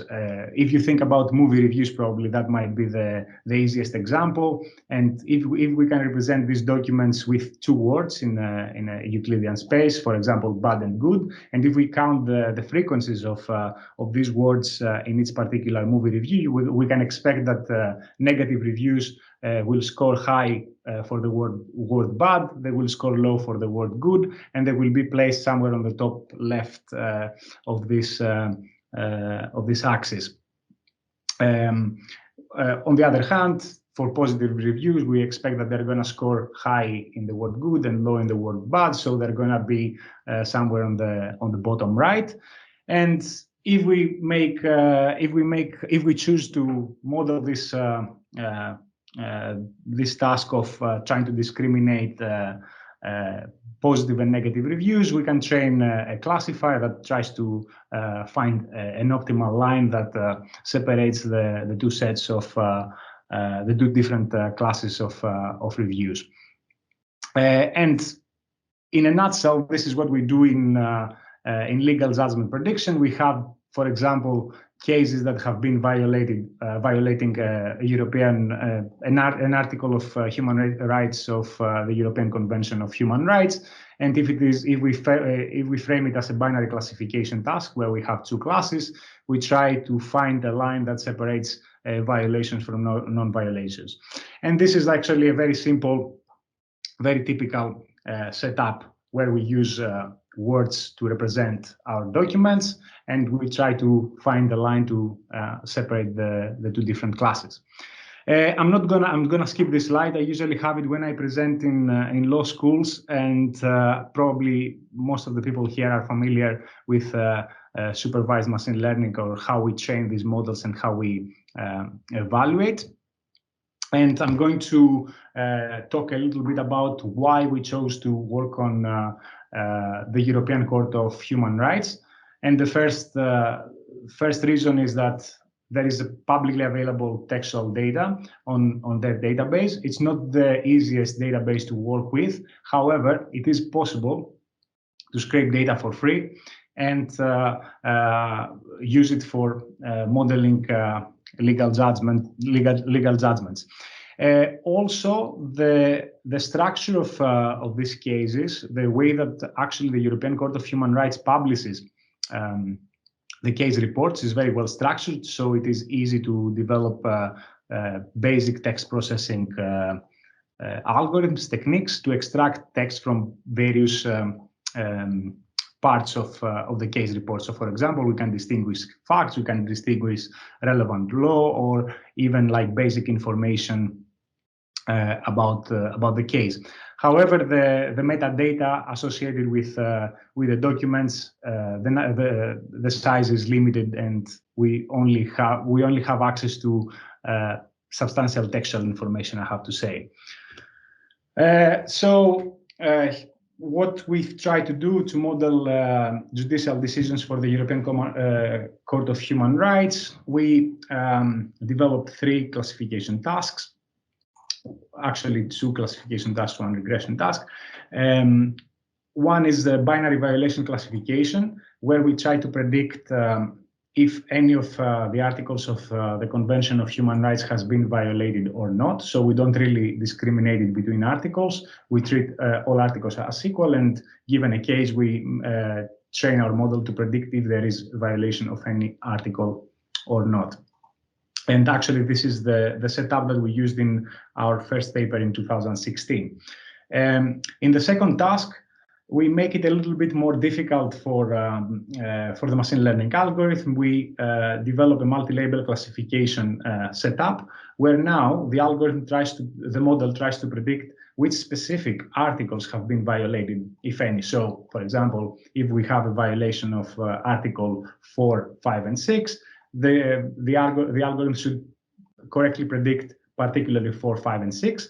Whereas in the first task, actually, this is a yes or no. So in that case, it could be a yes, an article has been violated. And finally, in the third task, we try to predict case importance.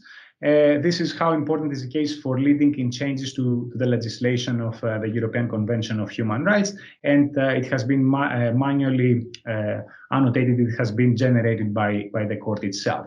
So we use this data to now predict a real number between, actually, we predict 4 classes again, 1, 2, 3, 4, based on the importance of the court, of the case, sorry. And here is an overview of the tasks and how the data looks like.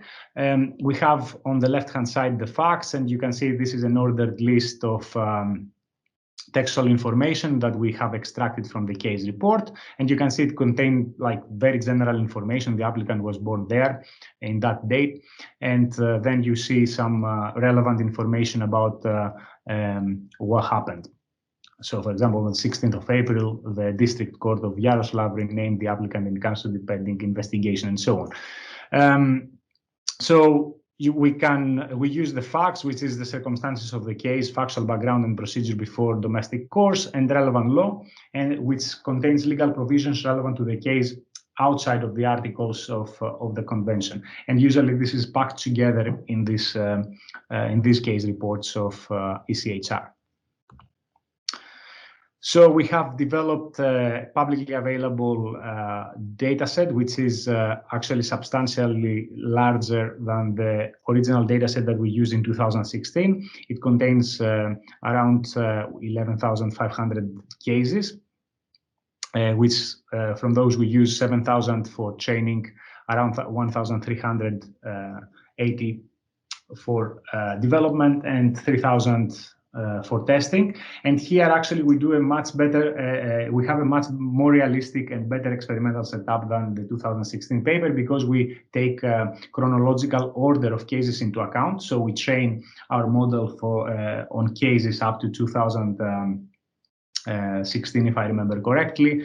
We use development by randomly, by using a stratified sample from this period, and then we predict on the last 2 years, 17, 18. So actually, this is a much more realistic experimental setup than actually randomly choosing cases to include in the training and training, development, and test sets. Right. So in terms of what models we have used, standard baselines, we extract bag of words with support vector machines. If you don't know what bag of words is, it's basically representing a document as a vector where each element of this vector corresponds to a particular word, and the frequency of a word in this document weighted by TF-IDF, which is like discounts very frequent words across the corpus. So we try to weight words by some informativeness criteria. I'm not gonna mention details here, but you can read the papers for more details.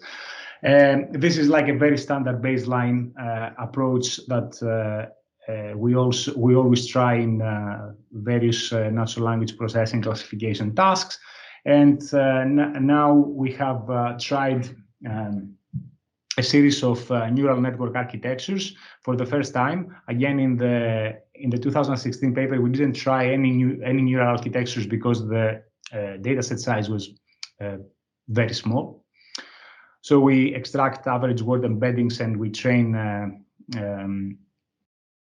logistic regression. I mean, it's like a two-layer logistic regression model. We use a bidirectional recurrent neural network with attention, a hierarchical attention network, where we have in the first level modeling word sequence of words, and then we model sequences of facts. And also we use label-wise attention network, which is a method for highly imbalanced data sets where we have a large label set, and in this case we have 66 different articles. And also we use we fine-tune BERT, which is a pre-trained language model and has actually dominates natural language processing tasks recently. Let's see how are we doing with time. Okay. Finally, we have explored if models are biased towards demographic or other information, location, gender, and dates. I mean, here we do data anonymization, and this is some sort of sensitivity analysis that Jane mentioned before. Of course, it's not 100% accurate, but how we do that is by performing named entity recognition on the textual data. So we identify all the names of locations, names of proper names of people, and also she, he, and so on, and dates, and we replace them with placeholder tokens. So for example, if we identify in the data London, I don't know, Athens and Paris, all of those different locations are going to be represented by a special location token. Okay, so in that way, we try to remove this kind of specific information that is available during training, to see if actually the model picks this kind of information when it makes predictions. And here are our results on the binary classification setup. I mean, there is a lot of numbers here. Just most important findings is that actually the bag of words support vector machine achieves a performance of around 72. However, when we use our BERT-based models and hierarchical BERT, we see that the performance goes up to 82%. Actually, the vanilla BERT that you see, it performs really bad because legal documents are very long, and the original BERT model has been trained only for shorter sequence of words. Very important, when we actually perform this anonymization and we retrain and evaluate our model, we see that the performance actually drops, but not as much as we initially expected to happen. And why we initially expected that we're going to observe a big performance drop is that because a lot of cases coming from particular countries actually include the vast majority of violations, for example, Russia and Turkey. So we thought that actually when the model sees this kind of words, Turkey or Russia, or even particular places and locations in those two countries, it will be able to pick it up and make the predictions only using this information. But in reality, it happens to a certain degree, but not that much, because the performance that we see for the best performing model in both setups is just only 2%. And in the multi-label classification setup, if you remember now, the model tries to predict exactly which articles have been violated or not. Obviously, we observe a very significant, substantial performance drop because the task is way more difficult. So the best performing model now, hierarchical BERT on the top of this table, you see that gets a 60% macro F1. It works quite well for frequent classes, around 61, F1, macro F1, but it struggles, all of our models struggle for in cases that we don't have enough training data. In some of these classes, actually, we have 1 to 50 training samples, and this is actually really hard for the model to classify those examples correctly. We have actually a paper published in EMNLP. I didn't include it here, like 2 months ago, that we tried to solve this problem with some new models. I can send you the link if you are interested into that. Actually, we get some better performance than 11%, but okay, it's not like close to 61, but it is better. And finally, for case importance, again, well, we have a majority baseline here. We measure the mean absolute error between the predicted value and the actual value. The majority class baseline here performs better, but this is misleading because the vast majority of cases are not important for changing the legislation. Only a tiny number of cases actually are in the important category. And of course, when we use Spearman's rank correlation, we see that actually the hierarchical BERT model, which is the best performing model, also in violation classification tasks works best. But again, the performance is not as good, which indicates that this task is really difficult. Also, we have done some sort of exploratory analysis on what the model picks. I mean, it's like it's an attention heat map of for explaining the predictions using the attention values of the neural network. So the attention is basically weights for each particular word before we make the prediction, if I can just explain that in 10 seconds. But think about it, the attention mechanism give you some scores for each particular token in the sequence on how important they are when the model makes a particular prediction. So here we have a case on violation of Article 3, which is inhuman or degrading treatment or punishment. And you can see some of the words that the attention mechanism picked. For example, bruises on the right-hand side, concussion, also hospital, are actually relevant to inhuman or degrading treatment, but also it picks like location information, car key twice, and also applicant and some other words that might not be relevant. So actually this is, and this indicates the challenge of developing models that provide faithful explanations. And we have actually a paper under review that tries to solve this problem, or actually not solve, but improve our ability to provide faithful explanations for this kind of predictions. Right, and actually, as the last part of the technical part of the presentation is a family of pre-trained language models on legal text. We call it Legal BERT, and it is a paper. We have the models in the paper published in EMNLP findings a month ago. As you probably heard in the previous talk, pre-trained neural language models based on transformer networks, for example, BERT, dominate natural language processing tasks. They have obtained substantial performance gains across text classification, machine translation, summarization, and so on. These models are usually trained on generic corpora, for example, Wikipedia, news articles, or books. However, the problem when you try to adapt these models in the legal domain is that legal language is specialized, something that it's also called legalese.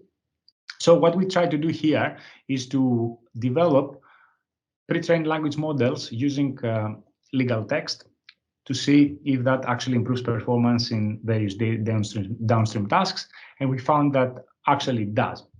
I'm not going to give you details about downstream tasks because they are relevant to what I have presented before, but I'm just going to give you some sort of an idea of what data we used to pre-train BERT on legal text. So we used European legislation, almost 62,000 documents from EURLEX.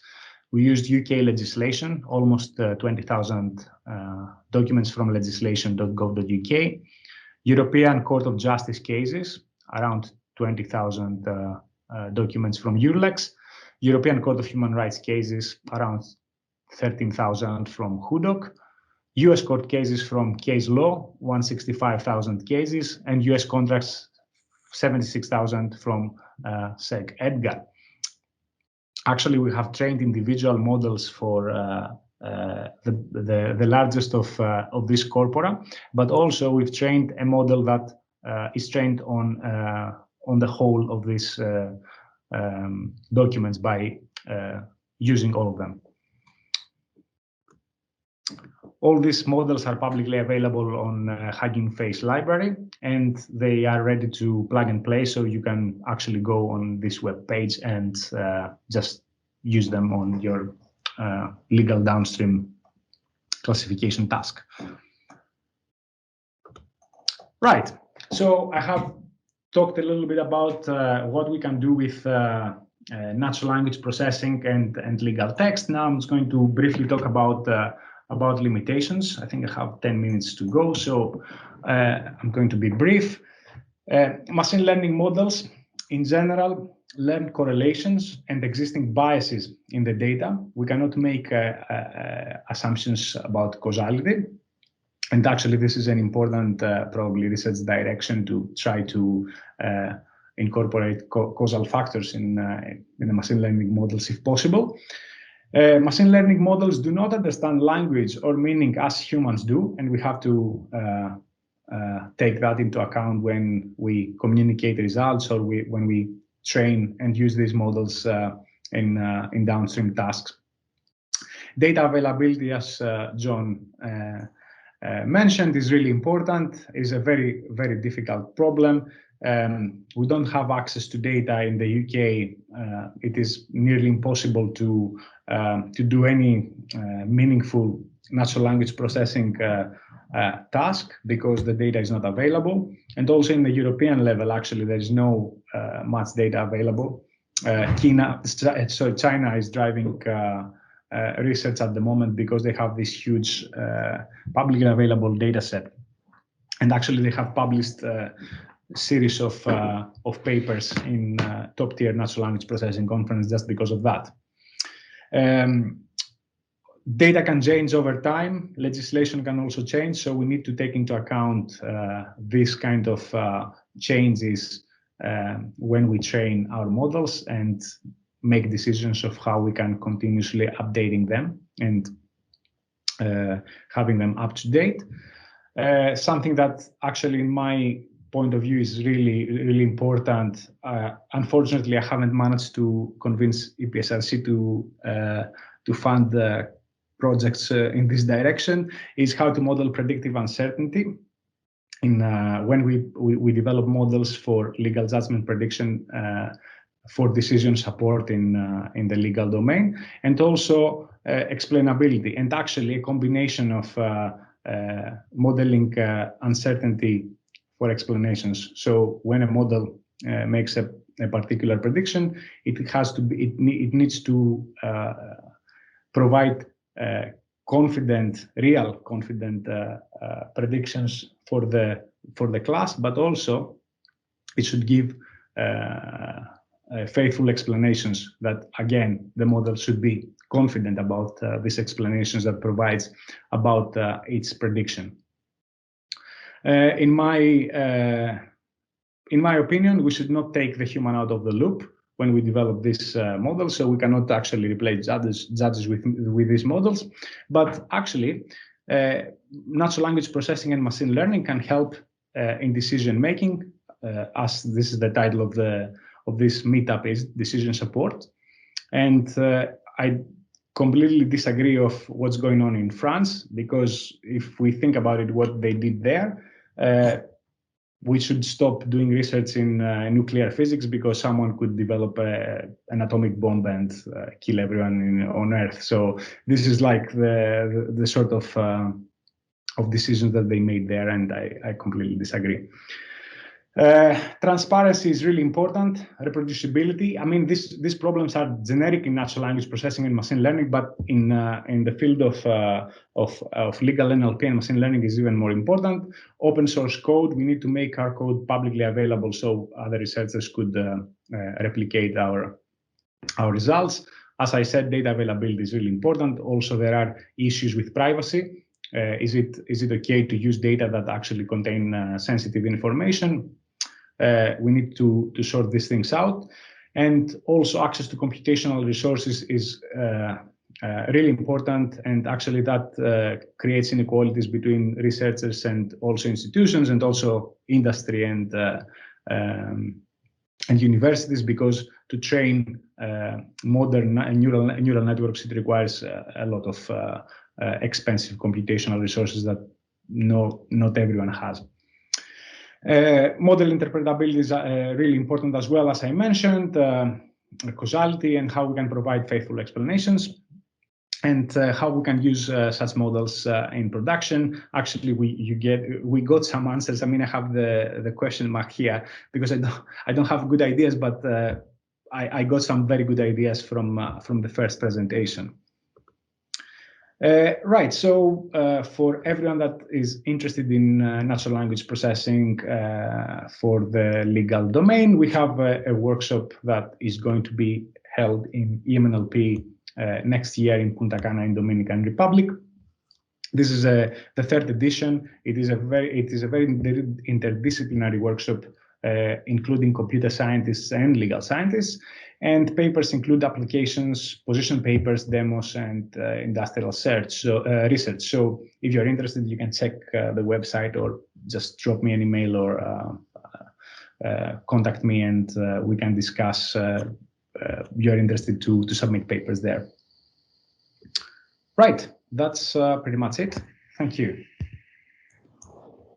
Thank you very much, Nikos, and it's very good to see how the talks have interacted and complemented one another. Very much appreciated. Do we have some questions specifically for Nikos? Yes, Wenzang? Hi, Nikos. Very good presentation.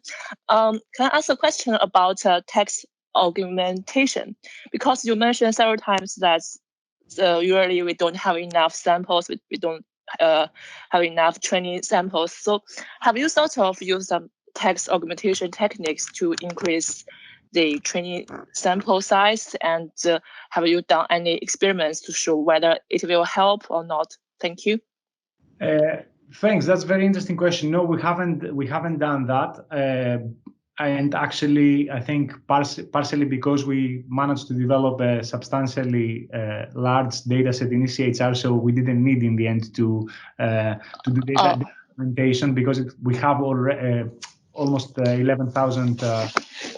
But I mean, that would be very interesting. That would be very interesting for the in the cases where we don't have. Sorry, for the labels that we don't have enough training data. So for the few shot setup, that would be really interesting to see if that might work. And we haven't tried that yet.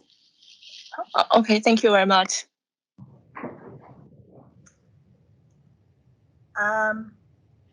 Does anybody else have a question they'd like to ask?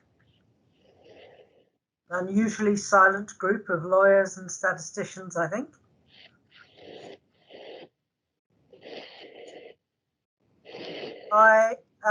When perhaps you could work out how to put your hand down, because it's slightly confusing for me. Thanks. When you talked about binary classification, you had a slide a few slides back, Nikos. Mm-hmm. Can you just remind me, that's always just done by looking at both types of error, is that right? Yes, we do. We used to. Yes, we actually look into both types of errors. But you don't distinguish them. No, we don't really distinguish them. So this is one of the things I find very interesting about machine learning, because I come from a different background, and so in medicine, you would always be very careful to distinguish sensitivity and specificity, and I appreciate that some people find those words confusing, because I did when I started. But you distinguish them for very good reason, because the consequences of different decisions can be very different. As I unfortunately said in a lecture many years ago, for example, with sexually transmitted diseases, the sooner you catch them, the better. And then I had to realize that what I meant was diagnose. But yes, it's one of those memorable occasions, I can assure you. But the point with that is that with STDs, you can treat them, so it's worth finding them. But when I moved to Newcastle, I think it had been about 18 months the doctors had spent giving a colleague a diagnosis of multiple sclerosis, because actually there's very little you could do for it. And so you didn't rush to give a diagnosis when you didn't have anything worthwhile to do. And this is one of the troubles I have with machine learning, is I can't believe that it's a sensible default assumption that errors in both directions are equal. That's a very... And one number summary, okay, two numbers are more than one, but most people can cope with the idea of true positives and true negatives, or so on. And I see Andrew's going to pitch in. So, but you first, Nikos. It is a very good point, actually, and we don't have. That's the thing, because this is what the community wants, the reviewers want, but we have results for both classes. Yeah. And of course we didn't see substantial differences in performance, but yeah, we need to. It is what the community wants. It's like when we write up the paper, we have to do macro in the unbalanced setup or micro in the balanced class setup. But it's I completely agree with you. I think a discussion about changing community might be helpful. Andrew, you've got your hand up. So this is where the lawyer puts himself slightly at risk by venturing into statistics. How about being visible? But I will have a go, because this sort of cost per error concept and asymmetric cost to getting a forecast right or wrong is something that I've used before in practice, because these sort of forecasts, well, whatever type of dispute you're trying to forecast, what you're really using that for is to decide whether to effectively settle or proceed, stick or twist, if you like, and what the practical consequence of one is you nail a value to the dispute and it's done. And the practical consequence of the other is you keep spending a bit of money, but you can revisit, you may well be able to revisit your original decision. So, I have previously seen instances where the cost of taking a decision one way leads to a massive increase in case costs and the whole thing becomes economical. So it isn't a symmetrical distribution in terms of cost per error in my experience. Thank you. And so you're saying, and in fact, in the tools that you've developed, you're quite explicit. I suppose you would be, because you've got monetary values attached to the different decisions, so it's much more explicit. Yeah. And it's also, something that I've measured retroactively. After the fact, you can start to see, okay, when we get it wrong and reject an offer at this, we then spend a bunch of money and get less, and then the legal cost penalties kick in and you get even more less. Right. I think that's a very good point. Sorry, because I think uncertainty here is the keyword, right? So if you have a model that is well calibrated and you trust it when it makes predictions, then if you have a particular prediction but with high uncertainty, then you might say, well, I'm just going to spend a little bit more of money and see in the next round when I update my prediction with more evidence, if that's actually if I have better chances, I don't know, to win, right? But if you go in the blind, if you don't know your model, if it knows or not, then it's very hard to make this kind of decisions, I would say. Good. Can I suggest, I see that Donny Sotani has got a question, but could I just suggest that we sort of move into the panel discussion so that all our speakers, if they feel that they're the appropriate person to answer questions or to chip in, can do that. Donny, could you pose your question, please? Super, thanks everyone. And hello, I'm a colleague of Alex and Andrew's at Herbert Smith Freehills. And actually, just before my question, I just wanted to sort of put forward an illustration of the point that you were just mentioning, Nikos. Alex showed us earlier those tornado charts that we use when we do those decision tree models. And actually one example from a case was where the variable at the top was perhaps not what you would intuitively expect to be the variable that's most impactful in the model. It was a question of enforceability of a judgment from one jurisdiction in another. So the primary dispute is in country A, and we actually say to the client, well, more than the questions of liability and causation, really, there's a key question here about whether this judgment will be enforceable in a foreign jurisdiction. And if you change that enforceability chance from 50% to 80%, it has a huge impact on value of the overall case. And what's interesting about that is that unlike some of these other issues that can come up in cases which are very expensive to investigate further, a question of foreign law enforceability is one where you can relatively inexpensively improve your view. So you could say, well, we've got counsel, local counsel in country A that's given us an opinion that's a little bit unclear. It actually, in the grand scheme of things, doesn't cost us that much more to get a second opinion on that question and really improve our view on that issue. And that can really help clients. This goes to what Alex was saying about resource allocation. You see that tornado and you think, actually, can I throw a little bit more resource at the things at the top and improve my understanding significantly? The question that I wanted to ask really, I guess, goes to a problem that I think we've struggled with in this field, which again was alluded to earlier, about the fact that a lot of the data that we get reported are outliers. And a related problem is that they tend to be, in some cases, self-selected.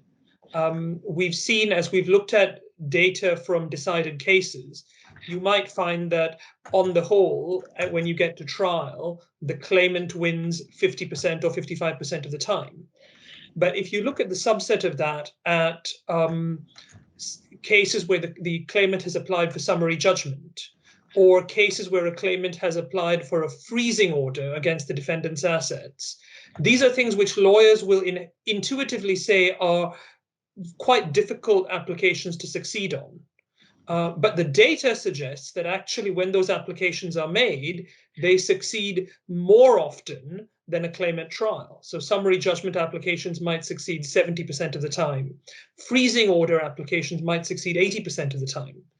And at first blush, that looks counterintuitive. You say, well, why should a harder application succeed more often? And what we've sort of intuited from it is there's an element of self-selection there. I don't have to apply for summary judgment. I'll only choose to apply for it if I think I'm going to win. Similarly, with freezing injunctions, I'll only go forward if I'm pretty sure that my case is impeccable with regard to a fraud by the defendant or a risk of dissipation, etc. And so that problem of self-selection is one that's sort of that we've grappled with and we've wondered how we deal with. I was wondering whether the panel have any views on that. Nice question, thank you. If the panel isn't willing, good, go for it, Nikos. Yeah, I mean, I can give you some sort of ideas from my limited experience.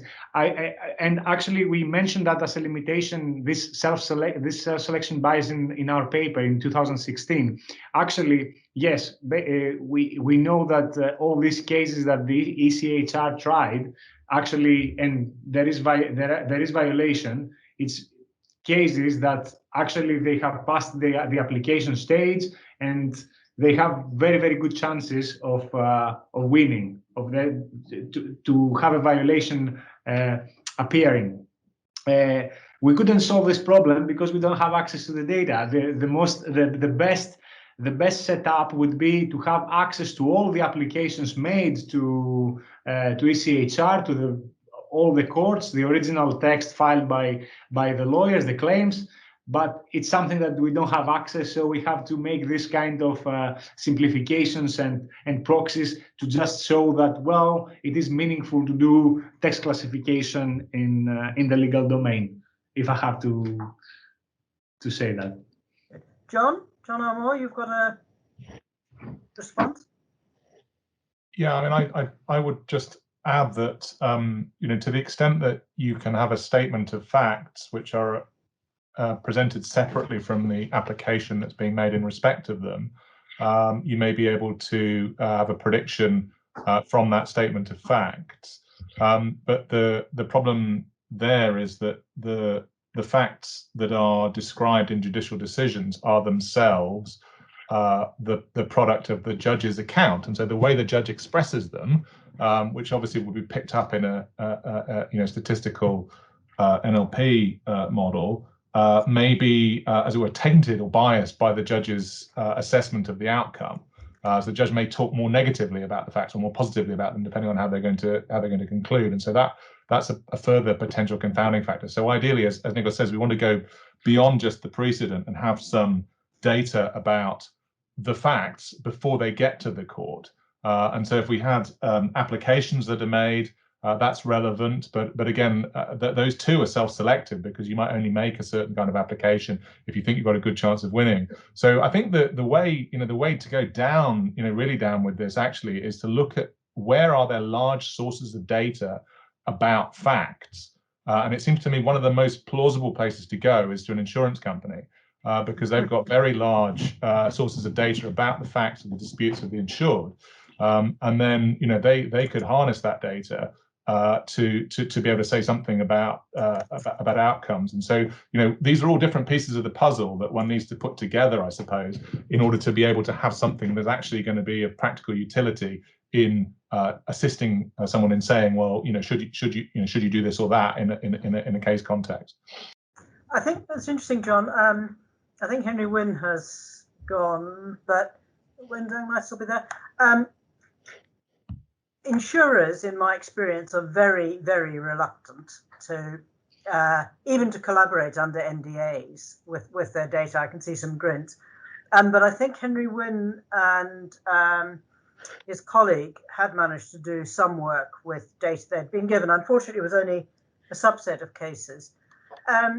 There is quite a lot of statistical literature on outliers and self-selected data and sort of modeling for that, which I think could be very important. I had a go a long time ago, with children's evidence, seeing which children ended up as child witnesses. It wasn't funded, but what was interesting was that you did have something funded that only looked at children who were witnesses and then tried to draw conclusions about bias from that. And of course you can't, because all you've got is the people who were witnesses. You don't have the children who weren't. But certainly, I mean, there are quite a lot of models on which try to look at selection into cases that can be useful. It did actually strike me from what you're saying that particularly what Andrew was saying, there might be quite a lot of value and a lot of very straightforward statistics on the cases, the judgments that have been made in this country. And I'm curious, why was France so hostile, and why does England, for example, not allow one to do research on actual juries? Do you know? Because getting good data, as you all say, is so critical. Can I offer a hypothesis, but it's not an answer? That France is a civil law jurisdiction. The UK and the United States are common law jurisdictions where the law is developed and made through a process of judicial critique and overruling. I wonder, I put it no higher than that, whether there is actually an underlying cultural element about the nature of decision making under those two legal traditions. But I'm happy to be shot down if that's not a good point. John? John? Yeah, so to the extent that I understand this, and it's not very well, I have to say, but to the extent that I understand it, a concern in the French context was that judges were worried that people would analyze their decisions and find that there was bias, and it's almost inevitable that some biases will come out, and then they thought that would undermine the integrity of the judicial system, and they didn't want that happening. And to give you an example of a potentially problematic use of this kind of analytics is that in the US, in some contexts, you may get the chance to have influence over who the judge might be in your case. And so when people do analytics of what particular judges do, then well, at least you know who the judge will be in advance. So if you have analytics about a particular judge's predispositions, you can use that in litigation. That's not so much of an issue in the UK because you don't always know in advance who the judge is going to be. Andrew? Just to sort of pick up on the self-selection point, and I'm going to be slightly deliberately provocative here. So Alex, apologies in advance. If you've got a situation where in normal litigation you have a sort of a 50-50 split of outcomes between claimants and defendants, leaving aside my earlier comments about all sort of judicially resolved disputes or outliers, that would at least suggest that the factors that make them unusual, judicially resolved cases unusual, are at least acting equally on claimants and defendants in that context. My sort of semi-provocative observation is that if we have a situation where there are certain types of application which are succeeding 70-80% of the time, despite the fact that they're perceived to be hard, to have a high standard of proof that you're required to meet to make, that might suggest that there's effectively a miscalibration in the risk appetites of the lawyers and clients involved in those applications, and that those applications may not be in practice quite as hard to get home on as lawyers and clients are thinking, and thus that potentially lawyers and clients should be considering making those applications more readily. Very nice point. What do the rest of the panel think of that? How would you calibrate an appropriate risk appetite? Well, I think that's rather difficult to do because different organisations have different views about those, about that, and that's in one of the things that Donnie and I have learnt through building the trees is that two organisations, and in fact two parts of the same organisation, can have fundamentally different views about risk. I mean, if you compare a bank's proprietary trading desk where they are prepared to trade with the bank's own money, they have a different risk appetite to other parts of the very same organization. You can't say one is right or wrong. So I think that's one point to say. Hence, this is more about shining a light on uncertainty rather than telling people what is a right answer, and that's always the approach that we take. I think the other thing is I mean, I'd love to know where there are situations where people are too pessimistic in terms of how they approach things. I suspect being over optimistic is normally the bigger problem, and certainly one of the slides that we went through very quickly around success of Arbitration Act appeals, which one knows intuitively are difficult. Most disputes lawyers would say they're difficult. The data actually shows they're even harder than you thought they were to start with, and so it would be good to know if there were such things. A third short point is, I think it's also relevant whether you have a cost shifting regime or not, because that affects behavior. If you compared the behavior of the use of summary judgment in the United States, where you don't have cost shifting and where it is used in virtually every case and fails spectacularly often. I haven't done the data, but it's only on the cases that I happen to be peripherally involved with, but it very rarely succeeds on anything useful, other than to generate fees for the lawyers going through it, as compared with using it in the English courts, where one actually approaches it with a great deal of caution because of the high bar that you have to cross to succeed, and the consequences of getting it wrong. I'm afraid my colleagues will probably guess where I can talk about people being too pessimistic. I think the pension regulator and the university superannuation and other pensions, their definition of prudence has now leapt up in absolutely widely. And I'm going to let Daniel Hoadley ask his question rather than ask you to give me a discussion on prudence. Daniel? I just wanted to pick up on a point about data availability and how it relates to the UK, because the judgments in particular, that the task of publishing those and storing them has always been delegated to the private sector, in effect.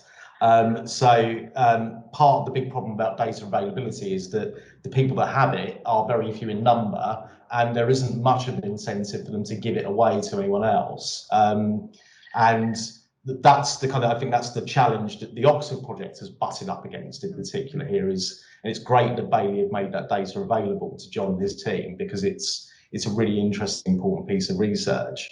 And actually that speaks to, I suppose, a piece of the puzzle, as it's been referred to, that's kind of missing here, because we've had Herbert Smith kind of at the pre-action point of the stack, going through decisions that are taken before potentially something goes to court. And then we have the work that Oxford will be doing that looks at what we can learn post-judgment. And of course, in a system like ours, a huge amount happens actually in the middle, which is in court. A huge amount of data is being generated in the way the case is argued. And if we could also get our hands on actually what's happening during the hearing and how the case is put and how the argument's being received and the back and forth between the bench and the bar, we'd have a full spectrum view of what's actually happening with the 1% cases that the HSF are interested in. Anyone want to pick that up? It did occur to me when you commented on having to use the facts from the judgment in your algorithms. That immediately did make me wonder, how do the facts compare with so this is coming from a civil perspective rather than criminal. I don't know much about the criminal side. How does the facts, as the judge emphasizes them, relate to the submissions on the two sides in the presentation? So, but it sounds so that that data is also extremely difficult to extract. John, I think your hand was up first. So I just make two very quick points, and I know others want to come in on this. So the first one is that one of the things that we're also looking at is what what information about submissions is available, but that's much patchier than judgments, and we don't have a comprehensive system in this country like there is in the US with PACER. But if we're actually looking at the interactions in the courtroom, with proceedings now moving online, it is theoretically possible for that to be captured. The only place, though, where I know that it is captured is in China. So actually, an awful lot of Chinese legal proceedings are made streamed on the internet and are routinely recorded. And so, in theory, it would be possible to do that kind of analysis in the Chinese legal system with the data that's out there now.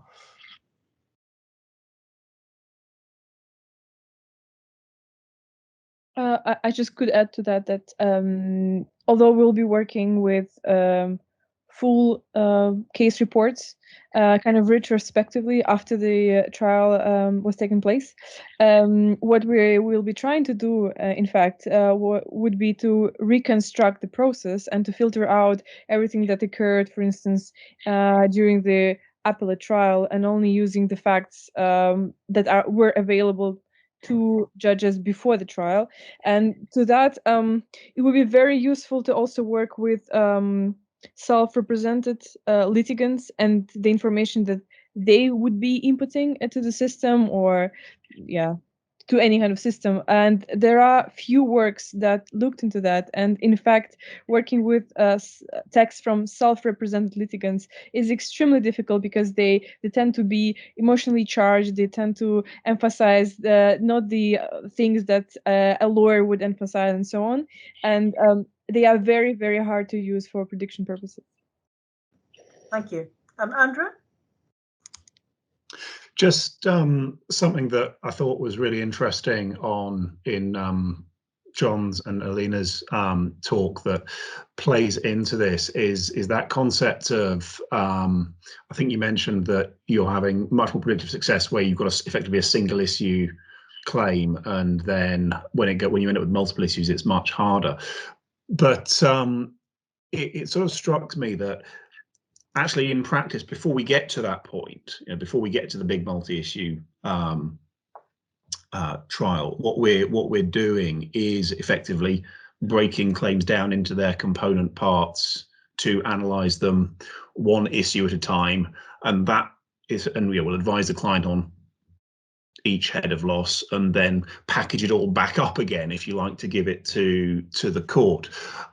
So yeah, in that sort of nirvana ideal world, the further back you could drill into the claim assembly process, if you like, and you can imagine a hypothetical way of attacking it would be to say, okay, can we, because there would be value in us being able to say, okay, this system or process can help us with this one issue, because okay, we might be dealing with 18 issues at once, but we've still got to advise the clients on each one individually before we roll it all back up again if it ends up with the judge. And actually, it's perfectly possible that some components of a claim may settle on their own accord.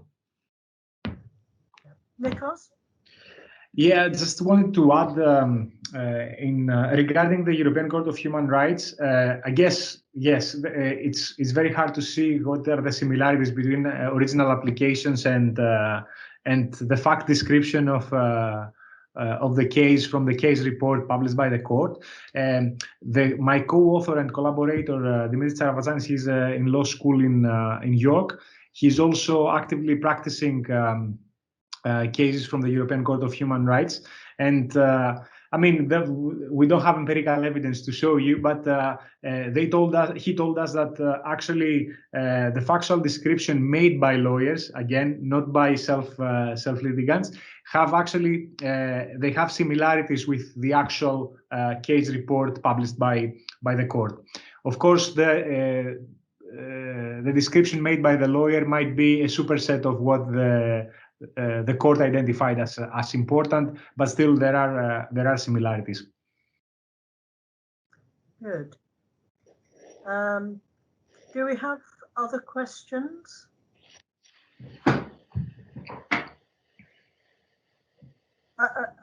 I say,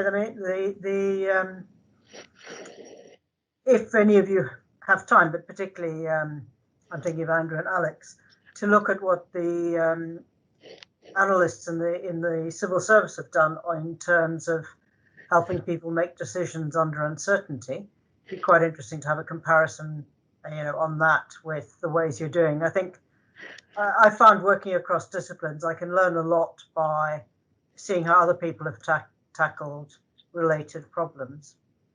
Donnie, you wish to speak again? Yes, sorry, hi.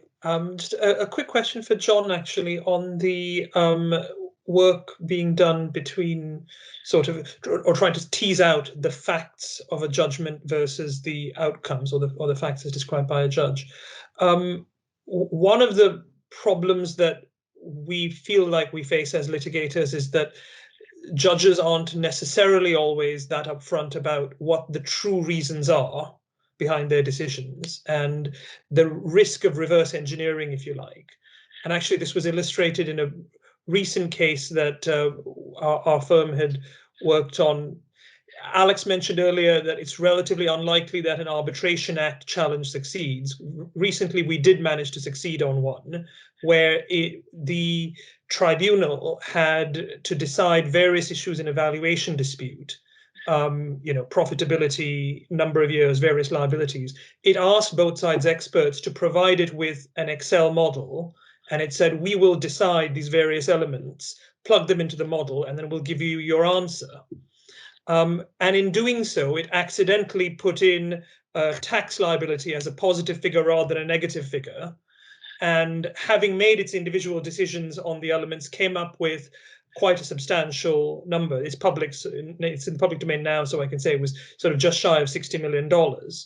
When the error was pointed out to them, they said, well, actually, if you change this number to negative, it falls from $56 million to $4 million.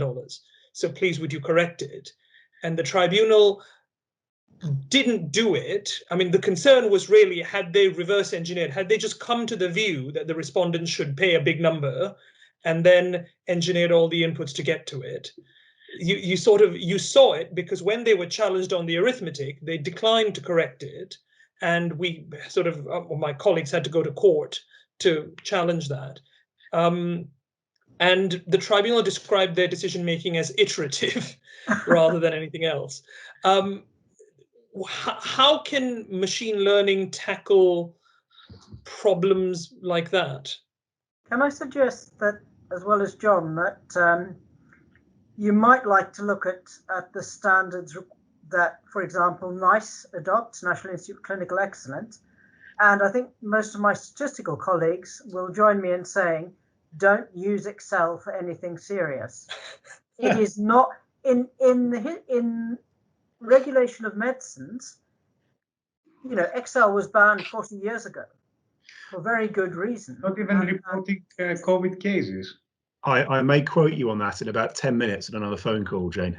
Well, no. If you look at the FDA and the European Medicines Agency, well, I had to use SAS when I started, and yes, in fact, if you look on the government website under about that Excel spreadsheet, you'll find the UK Stats Authority is trying to stop people using Excel. It's very useful for some things, but not for this sort of thing. But actually, and in the same way, I think you should require standards that the court ought to be documenting their decisions. And again, in theory, for government, that's what the AQUA workbook requires. You must document each decision. I'm not saying I always document all of my decisions. Anyway, John or anybody else, did you want to pitch in on that?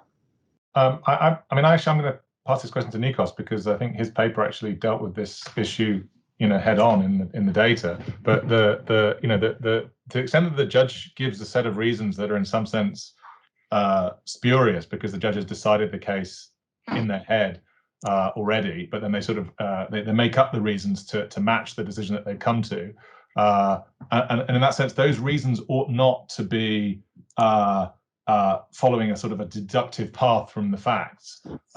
So you can test for that by looking at the reasoning and the facts, and then seeing to what extent they match up with other cases.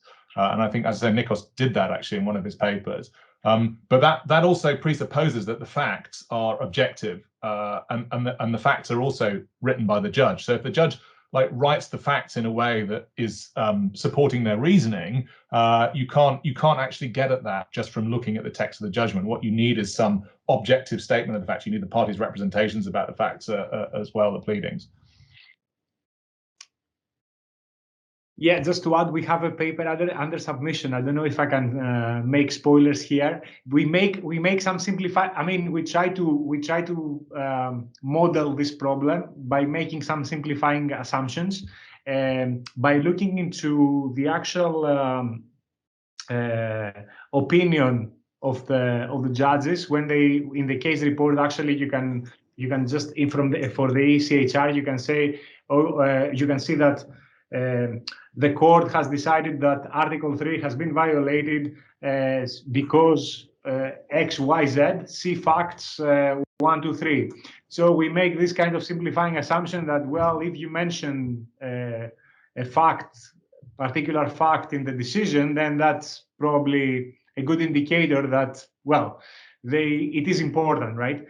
And we do a human study where actually we show lawyers these facts, and we ask them to make decisions if they can predict the outcome. I mean, we don't look into outcomes; we look into what article is relevant.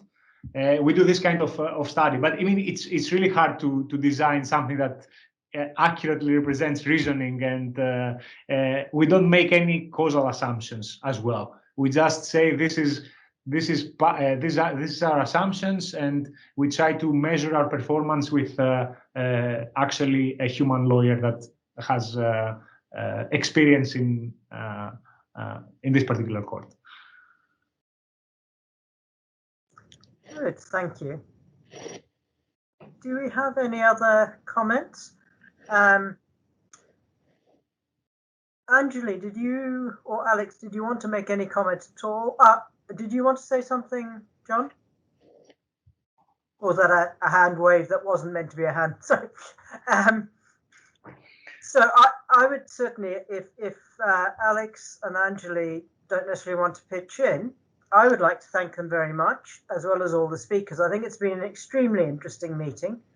I'm sure there'll be a lot more work, and perhaps we can look forward to an updated meeting and a lot of progress on these different issues. I think the recording will be made available by the RSS if you want to refer other people to it. And Danny, are you wanting to make another point, or have you just not taken your hand down? Okay, sorry. I don't want to ignore anybody. So as I said, I'd like to thank the people who put this together, and it's been a very, very interesting for me, and I hope for everybody, to see all these different aspects of it. And let's hope that we get a lot of progress, both on data and on good use of reason and logic in judgments, so that we get fewer miscarriages of justice, shall we say. Thanks, everybody. Thank you very much. Thank you. Thank you. Thank you. Thank you.